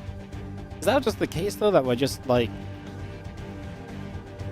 I'd really like to meet some of these people in person to see if they're the same in person or if it's just that them, like, the internet power. The power of being on the internet changes them, you know? I find this so fascinating. Anyways, let's actually get to this, because Widow Mines are going to burrow and Clem is going to split quite nicely. Oh, the detection's there as well. This was a very minimal attack. Wow. 3 probes went down. This really did not feel great, though. I mean, considering 2 probes were dead from early, that was 1 probe killed. And Bunny just unburrowing some of those mines. Should have just left them burrowed. Even just hit the 1 probe. That was not it. Medevac low HP. Not dead, but low HP. Stuck in the corner now. And this did nothing at all for Bunny, unfortunately.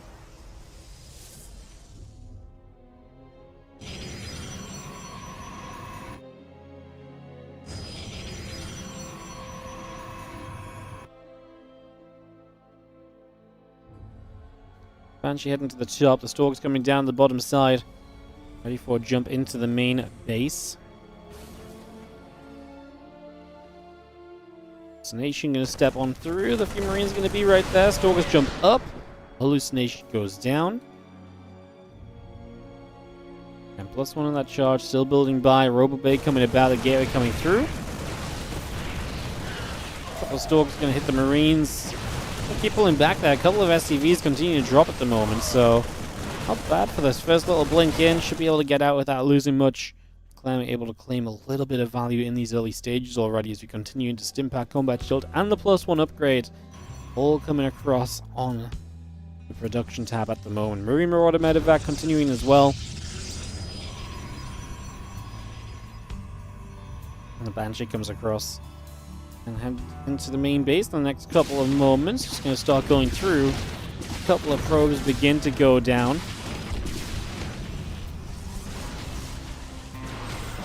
Stalker's going to shoot. Just going to be seeing the Banshee taking some damage. The Medevac's going to load up and head away up the right-hand side. So it's just going to take a little bit of a journey across. Again, the upgrades all coming through. They'll be done fairly shortly. So it's time for Bunny to try and make something happen. Let's see what he can do. Step in here. Double Medevac coming across the top.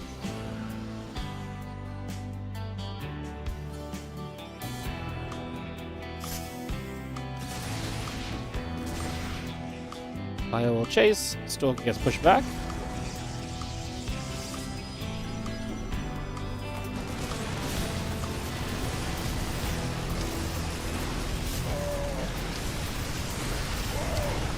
Stalker's going to get underneath. 1 Medevac going down. Just going to be seeing the other Medevac getting chased away. Zealot Stalker going to be there. The Colossus We'll go after the Marine Marauder. A couple of Widow Mines getting cleaned up as well.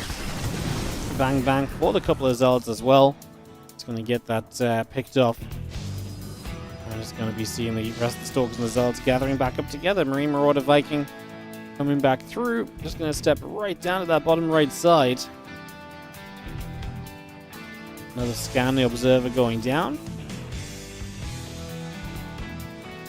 And a couple of Vikings coming about. The Widow Mines coming through as well. Just going to be seeing the Zealot Stalkers still joining together as we continue to step over. See if the tank gets grabbed. The Widow Mine will fire again. Bio going to go after some more of these Zealots, but Clem getting up this ramp, going to take out the third base. All of the Widow Mines continue to get taken out right there. The Banshee still getting going. Coming in again. The Viking going to go down. Just going to see the Colossus still firing. Just going to see the Bio unloading into the mineral line. A few probes dropping. Now the SCVs are going to pull from Bunny, but he's already lost a lot, and I think this is just a last-ditch effort. These Colossus are going to go to town, and Bunny will try and chase through.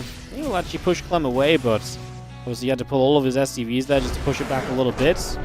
GG's is going to be Clem taking the 3-0, knocking this one down, and running away and into the playoffs. Yeah, Clem just looking good in PvT still. There's not really much more to add to that, right? He is just looking kind of beastly lately. Kind of beastly. Alright, so that is, I'm advancing through.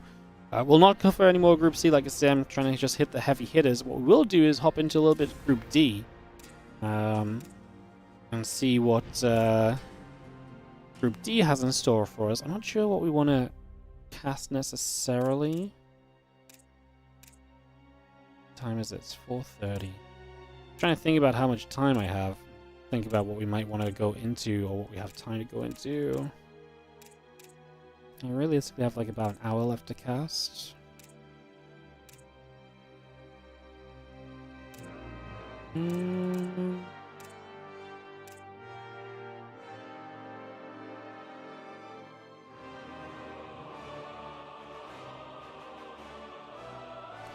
I just want to do one more series.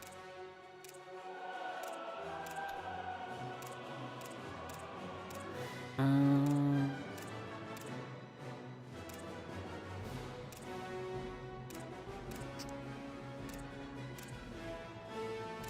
think the series I want to cast might be a bit too long, actually.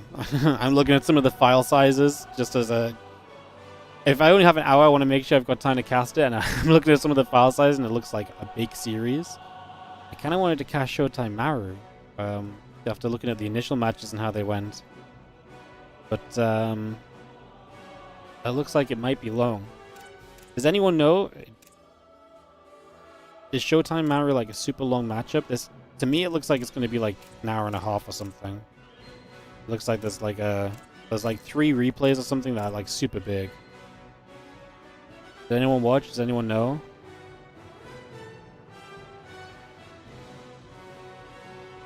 I don't really have time to cast something super long.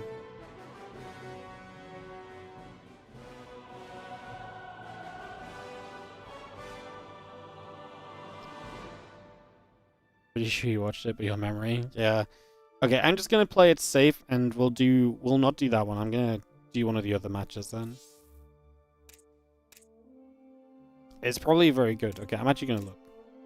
I'm just gonna check how long the games are. Okay, yeah, there's no way. It's like the first 2 games I check are like 27 minutes and 25 minutes. Okay, I think then we'll do another matchup. Let me see what that might be. This one probably works.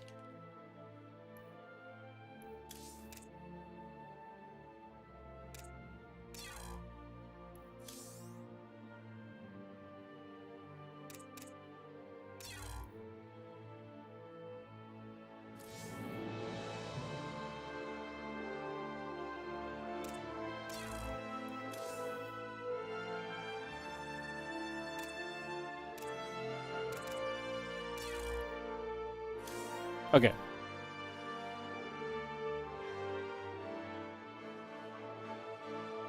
They were 1-1 at over an hour play. Okay, I like I say, like, I just saw the file size and I was like, I just don't think I've got time to do them. I'm going out tonight. I actually started a bit later than I expected today. I waited for RSL to finish up and stuff, so... I didn't... I mean, maybe I should have expected a long one, but that's like a very long series. That looks like it's going to be like 2 hours. We're going to do instead the decider match, which is going to be Maru versus Hero. So Maru and Hero end up in the decider. Showtime advanced in first place. I would have really loved to cast that series, just like I say, it's not going to work out. That's okay, we'll do Maru versus Hero. Let's just jump straight into game 1, I think, and get this underway. So we'll do Maru Hero in the decider match, and then we'll have a look at what the bracket looks like, and that's what we're going to be covering live tomorrow. So, yeah, let's do this. Like I say, just, you know what, that's probably like one of the better matches. Like I say, I had no idea. See, this is what I get for not asking people which matches I should have cast in the first place. Someone would have told me to cast the good ones, huh? Alright, let's do Maru versus Hero. I mean, can't go wrong with the Maru Hero headline, can you? At least that's what I would guess. Sandworm, gonna be our map. So we're gonna get into it. And we're gonna kickstart this best of 5. Sorry, give me 1 second, guys. I'm trying to find an observer and then off the list. Yeah, there we go. Alright, so Maru versus Hero best of 5 starting up right here. As we get this underway.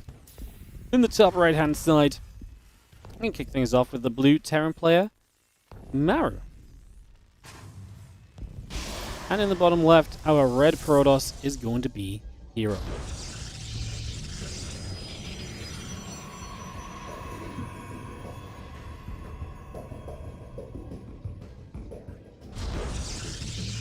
Game 1 of the series.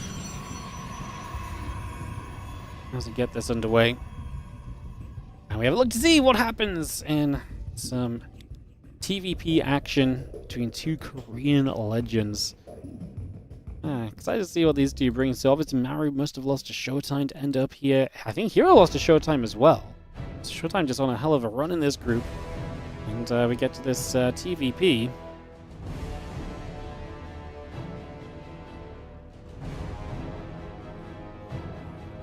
As the racks on the SCV coming around. Yeah, Nexus coming up, probe on the way. Barracks is coming through as the probe is going to come and nibble in and go after the SCV. So a little bit of damage being dealt. Reaper in the orbital coming through. The Nexus on the way up. Cybercore coming about as well. As we just have the probe coming about. A couple of SCVs going to get nibbled away at and pushed around.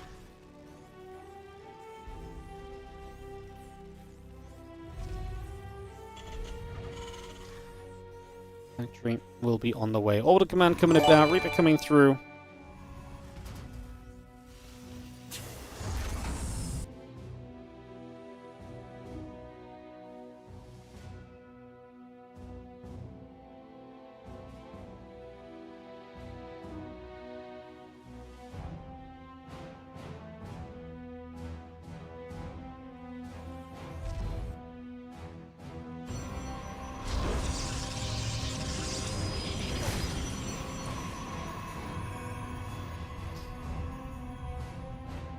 Deb coming around, Warpgate coming up. Just going to be seeing the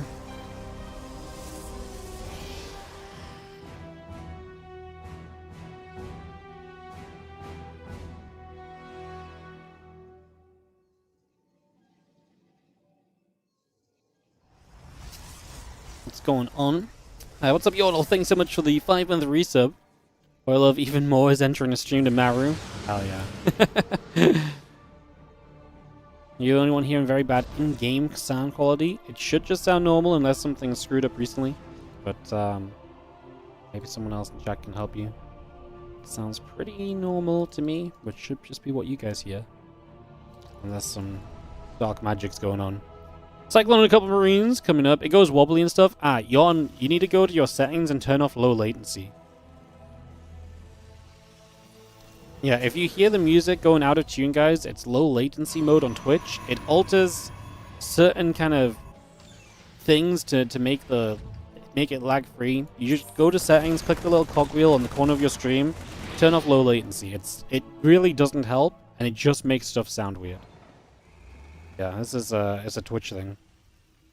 It should fix it. It usually affects the game music. I'm not sure if it really, like, it might help in some way, but, like, usually everyone turns it off and, like, yeah, it's way better, and they have no problems after that, so, yeah, it's the weird low latency feature. I don't even know how it works, but, yeah, no idea. Medevac going to lift up a couple units as it looks as though Maru wants to come across the map here aggressively in the early stages. Siege tank loading up, SCVs are pushing across. The Marines tank and the Viking will come over. The unit's going to gather up into the center of the map.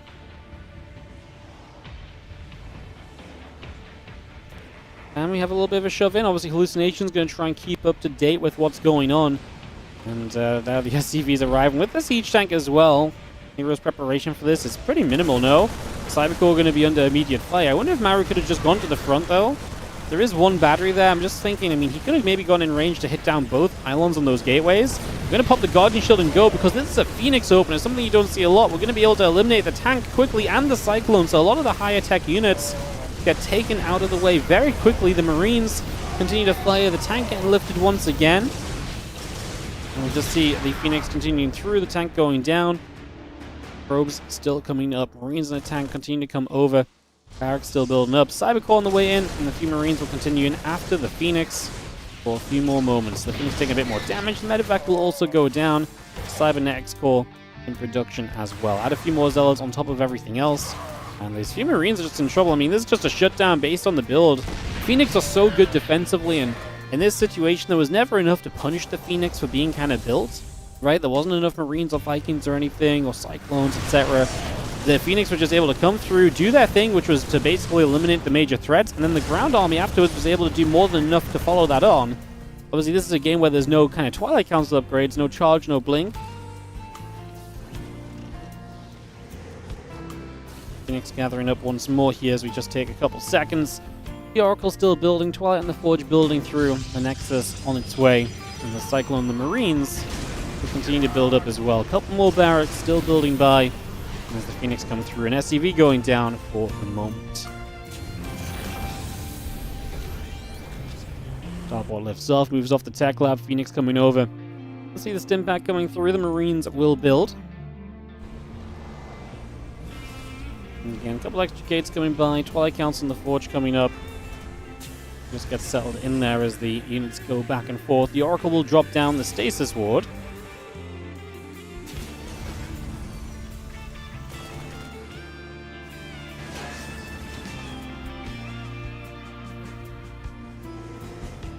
Combat Shield and Stim still coming through. The Marines coming about.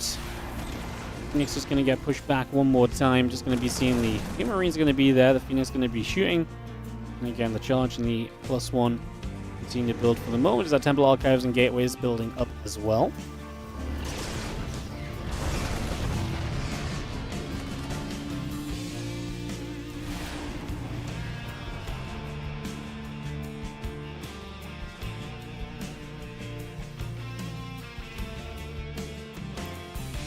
Will gather into the center. We will just be seeing the Oracle dropping down a Revelation.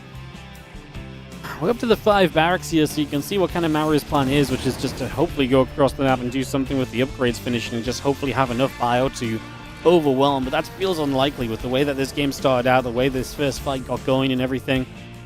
It's realistically, it's going to be tough to really make something happen of this.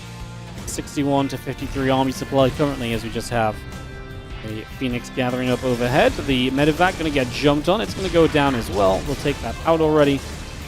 And we'll see a couple of Marines coming back over. The Medevac still right there. And again, the couple of Widow Mines still building up over the next few moments.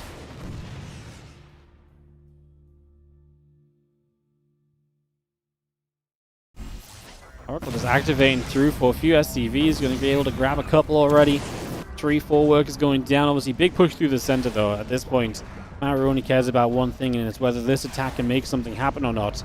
Bio pushing through. The SCVs are coming. It's going to be seeing the Bio stimming. A couple force fields going down. Widow Mines up in the sky. The Phoenix going to launch themselves onto that.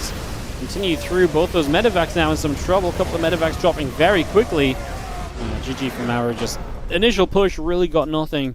And obviously just kind of getting bullied from that point on. Hero keeps his lead.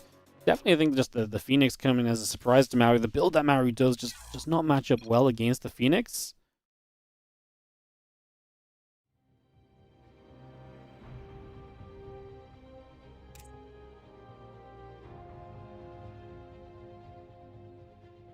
I'm going to go to Persephone for map number 2, guys. Let's host it up and get this started. So, into game number 2. And, yeah, Hero takes the 1-0 lead. So this is, again, a decided match. The winner of this goes to playoffs. The loser of this is out. It's a pretty big match to actually see the result of. Because you can imagine that both these guys are, you know, within reason, you know, potential players that could take the whole tournament. I think, are they the top dog favorites? Yeah, maybe Hero could be. I don't think I favor either of these guys against a Serral right now. But, so yeah, are they the top dog favorites? No, but would it be surprised if these guys won a tournament? Absolutely not either, right? So the fact that one of them will leave here before making playoffs is definitely going to have a little bit of an impact for sure on that bracket. It's going to be Hero in the top left, Maru in the bottom left as you get game number 2 underway.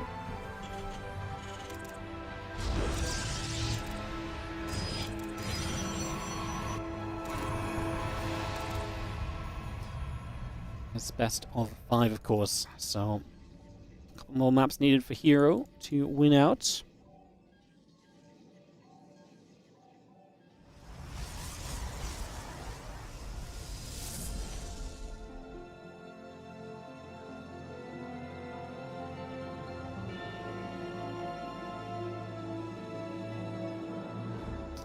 Let's see a gateway in the barracks on the way through. SCV and the probe coming up. Take a few moments here.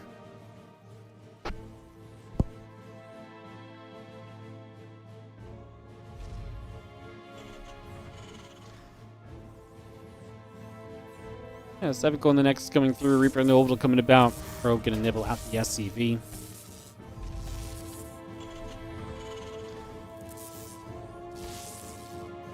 So a little bit of back and forth as we take a few moments. Just gonna have ourselves the, again, Cybercore Nexus coming around, the factory building up.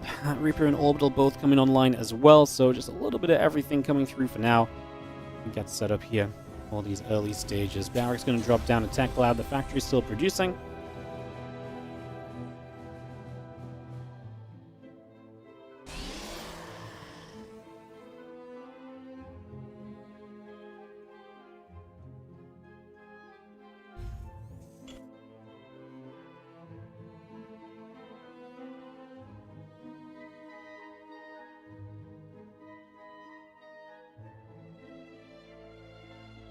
The Stalker on the way through. The Warp Gate coming online. Command Center and the SCV building as well.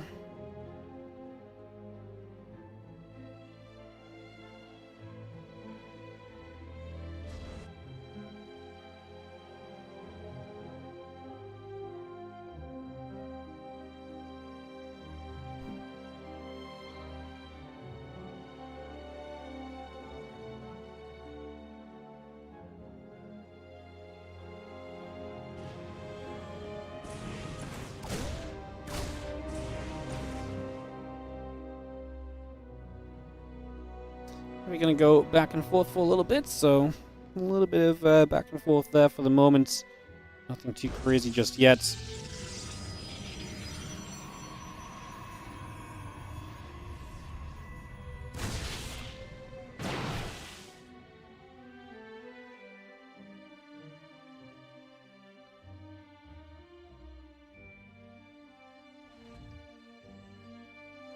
Cyclone pulling back. What am I going to come through? Medevac and the Cyclone coming around as well. A couple more Marines just popping in. Cyclone going to lock onto the Hallucination. Just going to knock that down. And obviously, I see the Immortal coming up from Hero. So mixing the builds up from Stargate to Robo. A couple of different ways for him to get started here. At first.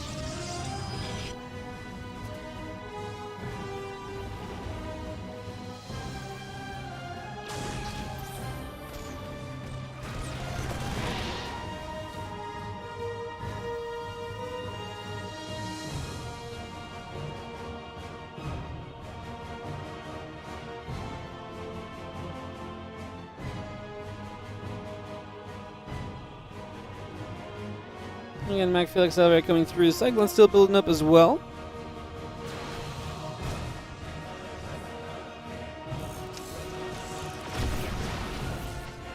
But the mine is actually going to go just for one probe. Doesn't even save the mine. The medevac will still get out alive, but not too much dealt on the able stages.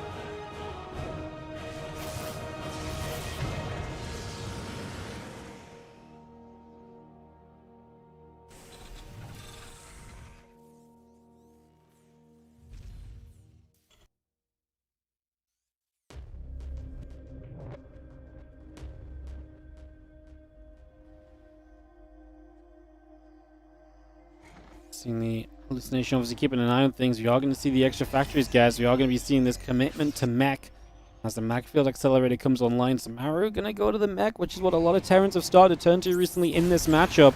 A lot of Terrans are giving up straight up on bioplay in TVP, which is a little bit of a sign of the times.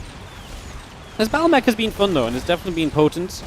And right here, Maru will start off with a Cybercore kill. A couple Stalkers and the Immortal stepping through, the medevac lifting up, we back away. +1 charge, Prism, and the Cybercore continue to come about for the moment. So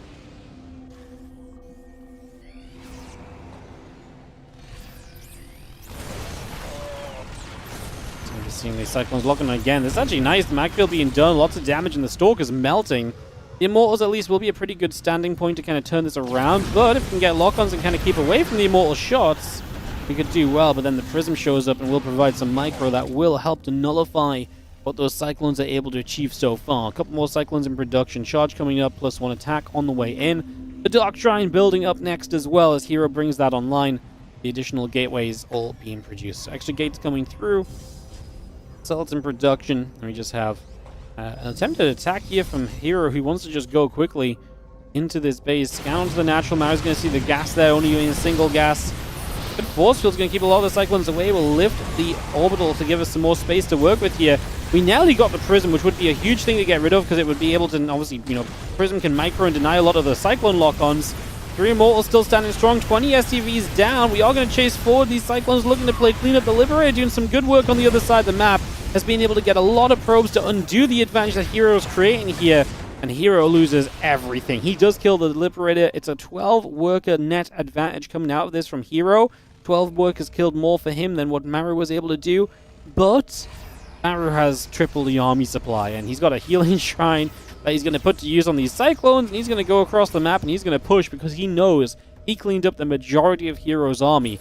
And, you know, Maru did that damage with a single Liberator. Hero used everything to deal that damage, and especially his Immortal count getting reset puts him in a very, very precarious position right now.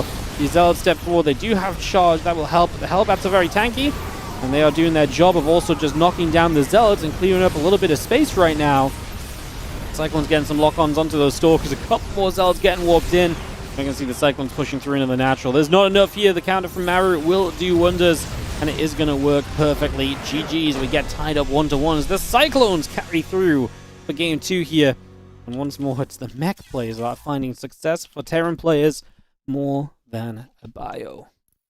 Which is kind of crazy that, like I said, that's just a thing. I wonder if we're going to keep seeing that in this series then if Maru's found success. Obviously, this was not like a longer macro mech game or anything.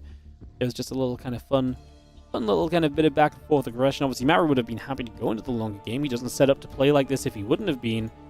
But yeah, let's see what happens as we go to game 3. We're going to go to Grezvan as it gets tied 1-1 in this best of 5. Game 3. Coming right up, as we have in the bottom right-hand corner. The red Protoss player had the advantage, but lets it slip away there. It is going to be Hero taking on the blue Terran. In the top left corner of the map, we have Maru.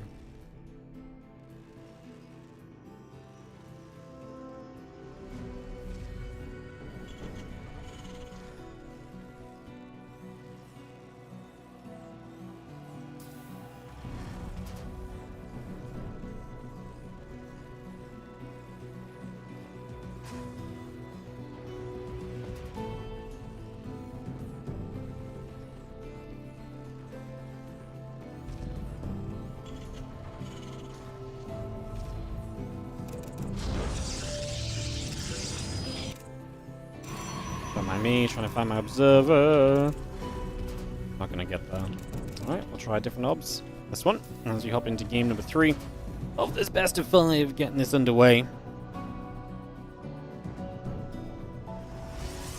Max Refinery coming through, the assimilator and the gateway coming about, our probe coming online. Let's get this settled in for the next few moments.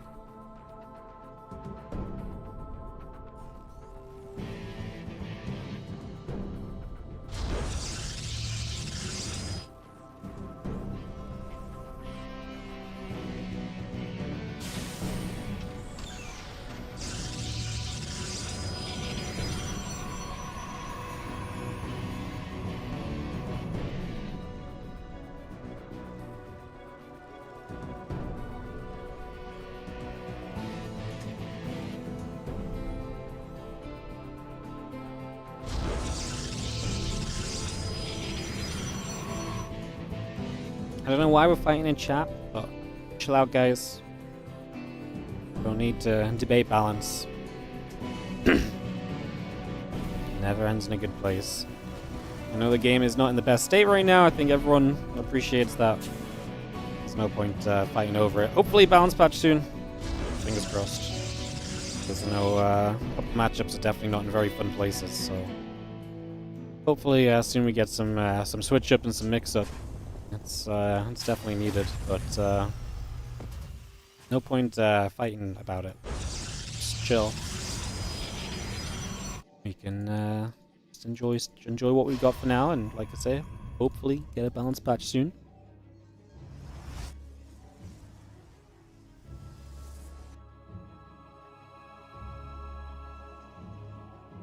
People was complaining. I mean, to be fair, like, I think it's fair to say that, like, the game is maybe not in a very balanced state right now. I think it's one of the least balanced it's been in a long time. But at the end of the day, like, there's only, you know, if we complain about that every time we watch a game of StarCraft 2, then it's not fun, right? Like, the game is still good. But at the end of the day, like, you know, the thing is, for us, for a balance issue to occur, the game is still very, very good. It's just we're so used to the game being extremely well balanced, honestly, for the most part. And even sometimes the game being a bit unbalanced doesn't matter too much as well. I think it's just the way in which the games play out right now feels a little bit less fun to watch, but like I said, if we sit around and talk about this every single time, then no one's ever going to have fun, right? So to you, it looks like the most balanced place it's been. I mean, good. I mean, if that's how it feels for some people as well, then that's awesome as well. The numbers are pretty bad right now. I think there's a couple matchups which definitely do not look pretty. But that's also just my opinion too, right? So, you know.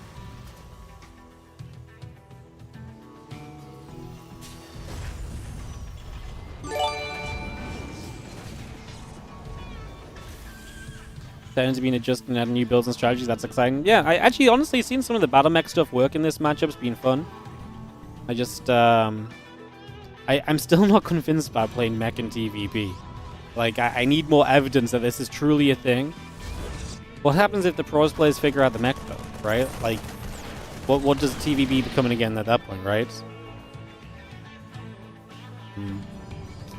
Hey, what's up, Dagon? Thank you so much for the 29-month resub on the Prime. Obviously, this game getting going. The Wouldn't Mind Drop trying to get in. Stalkers will be there to play the deflection. Good positioning from Hero. Doesn't have Blink yet, so it's important to be in position preemptively in that regard.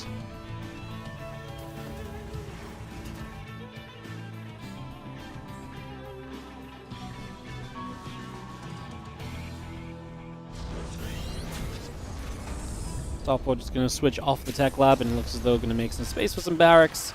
Or factories, I should say, because it's once again Mac filled, and it's once again going to be the Mac setup that Maru is aiming toward here. Maru's been playing very aggressively in this matchup for a long time as well. I mean, think back to Maru versus Hero at Dallas this year. That was a very aggressively played series where Maru was purely playing for the early game and the very early entry-level mid-game kind of stuff. He was not playing for any long games at all. So not surprising to see him kind of try out one of those pushes in game 1 and then swing across to something completely different here for game 2 and 3. Because like I said, I think that's kind of been Maru's vibe for a while in this matchup.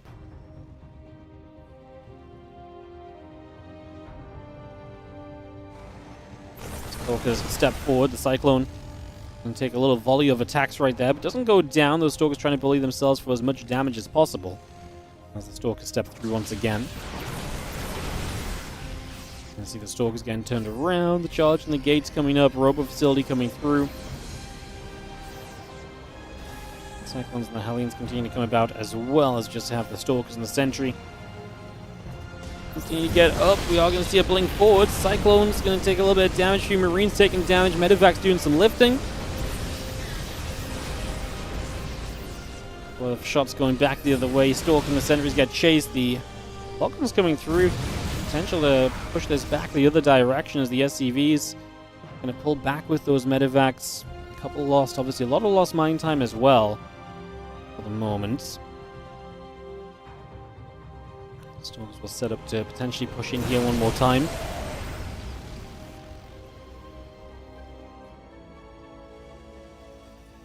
Liberator, Cyclones, Hellions building through. The Temple Archives is on its way. Seeing that Forge, the Probe, and the Prism all still coming about. Stalkers are there, turning a few units around. And Cyclones and the Hellions still building up. Just going to be seeing the Cyclones locking on. Triple Stalker going to go down. Nice. Again, those Cyclones lock on and a lot is done.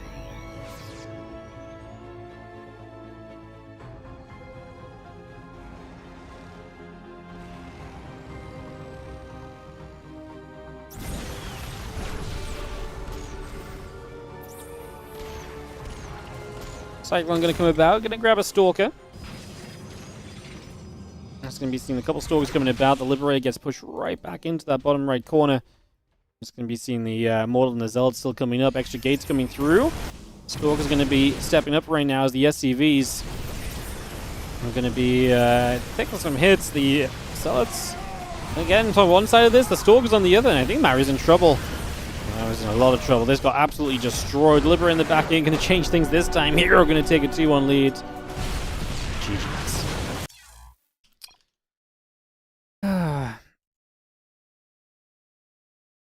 Chat. Shh. Just chill.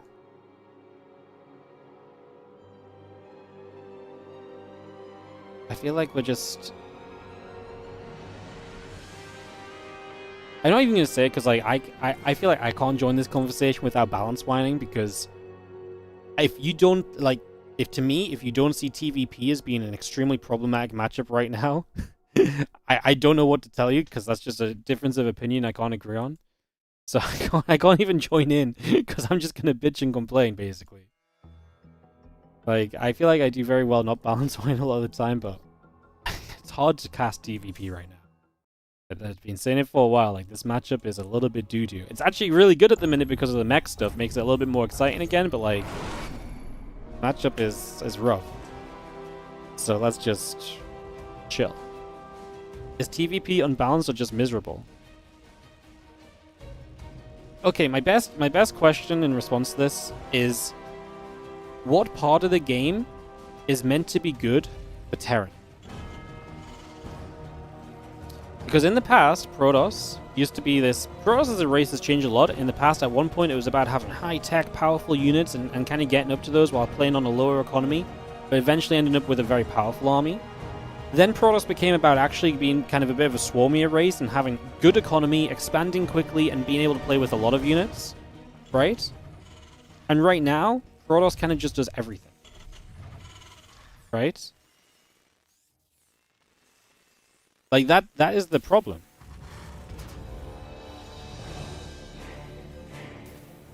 To me, I don't see what part of the game Protoss is meant to struggle in, because Protoss can play through every portion of the game with good information, with good choices, with good economy, with good tech.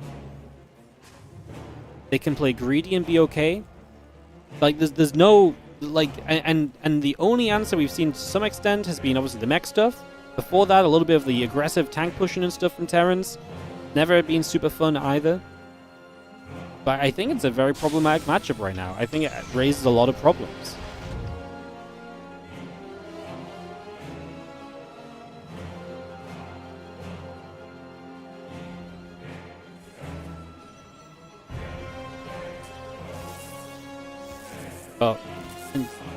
at the same time, I don't know how you really fix that, so...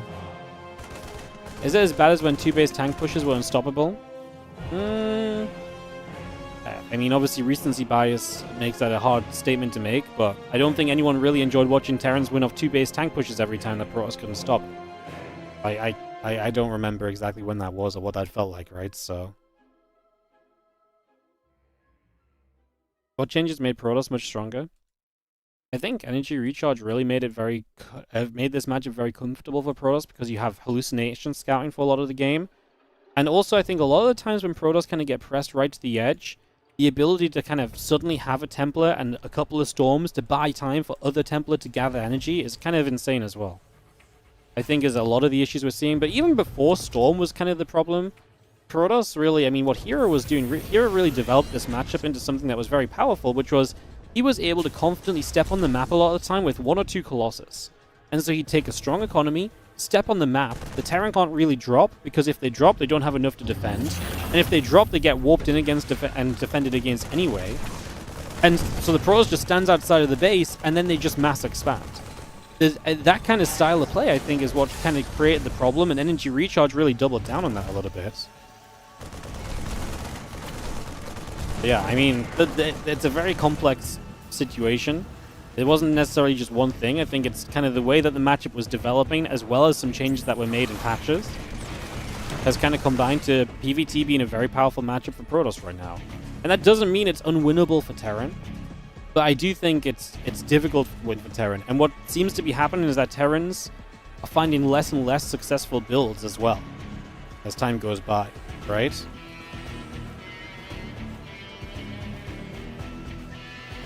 So, yeah, I mean, like I say, like I mean, like I want to give it the benefit of the doubt and think that, you know, we might figure something out, but so far nothing's really being figured out. So, personally, I think it's time we patch something up for TVP. But yeah, I mean, like I say, like maybe mech is genuinely the answer.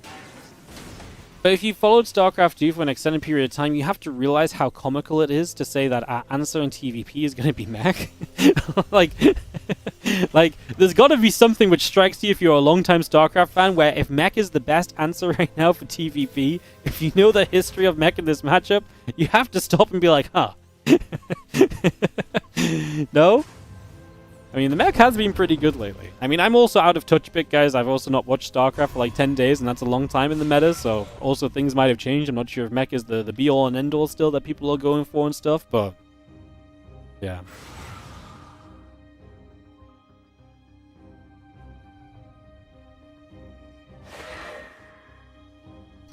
Anyways, let's focus up on our game 4 here.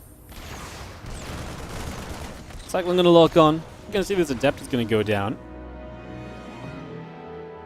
I'm just going to go for this shove. So it is going to be Maru looking for some aggression, pushing across the other side. He's going to get feisty quickly as we do see the Stalkers getting in and Medevac going down. A couple of tanks are going to siege up.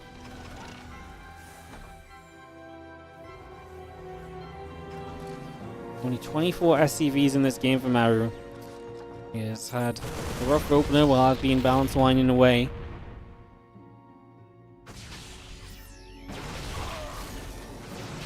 Couple tanks for siege. I'm just going to start pushing forward. I mean, he has to go. Like, at this point, he's not even building SCVs anymore, right? He knows he's committed. He knows that this is his chance. He knows that this is the opportunity he's built this on. And that's why he's being so very cautious as well, pre-sieging the tanks up. Charge not done for a while, so we're going to have a little while before charge is ready. That would be a big answer to this, but like I say, it's not ready just yet. 3 tanks are powerful. As Hero watches this approach, he's going to step forward. Hero's going to go for it too. The tank's on siege currently. The Immortal will get rid of the tank that is sieged. Well, actually very slowly, but we will get there in the end. The Vikings land for some additional damage output against those mechanical units. A new Immortal shows up. Tank will be able to siege the front. I think 1 tank's not enough though, and actually that tank's going to go down as well. I don't think 1 tank ever does it, because 1 tank just doesn't have that kind of staying power. At that point, it feels like you just need enough Stalkers and you can blink in and kind of play cleanup, right? That's not really possible when 2 or 3 tanks are being that anchor. And that is going to be GG's. And that is going to be Hero taking the 3-1 victory in the best of 5.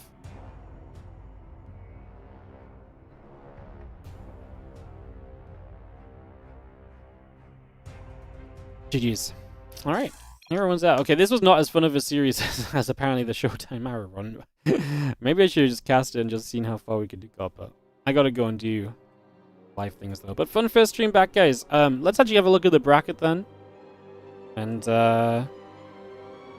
see what this is gonna play out as. So, this is my first time seeing like all of the results. So Reynor Classic got out of Group A. So the big surprise here was that Reynor Classic didn't play the winners match, I guess. And Serral and Zoun advanced from Group B, so Zoun beat out Beyond. Clem, Bunny got the decider match.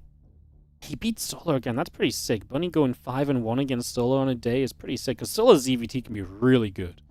I actually kind of wonder what went down in those games.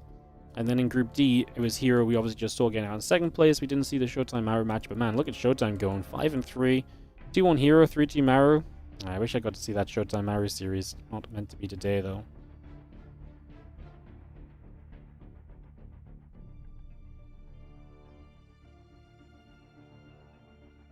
So this is the bracket. So this is going to start tomorrow at 3 p.m. CEST. So I should be here for everything tomorrow, guys. And tomorrow is 6 best of 5s? Yeah, so tomorrow is Showtime Classic, Clem Hero, Serral Bunny, Reynor Zoun, upper bracket semi-finals. So these 6 best of 5s, I believe they're all best of 5. Yes, everything tomorrow best of 5, then everything else the day after is best of 7. With the top 4 playing in France on September 27th. So the day after, the Sunday, is going to be these 4 matches. I'll be here for probably 2 or 3 of these. I have about 4 hours from its dawn, or 3.5 probably. So I'll be here for some of the matches on Sunday, but not all of them. But I will be here for everything tomorrow. We'll be casting all 6 of these best of 5s. And that's why I wanted to do as much of the groups as we could, or some of the highlights from the groups at least, because I wanted to have a little bit of a look at the games before we saw everything that had come through and stuff, you know? So, yeah, but that's our brackets. That's what we're going to be watching tomorrow. Awesome. Awesome. Alright, guys. I appreciate you all watching. Appreciate you all tuning in. Not bad viewership for our first day back. And obviously we'll be continuing to push the games as best as we can. Like I say, over the weekend it'll be the Comeback TV event, this one that we've just casted a little bit of.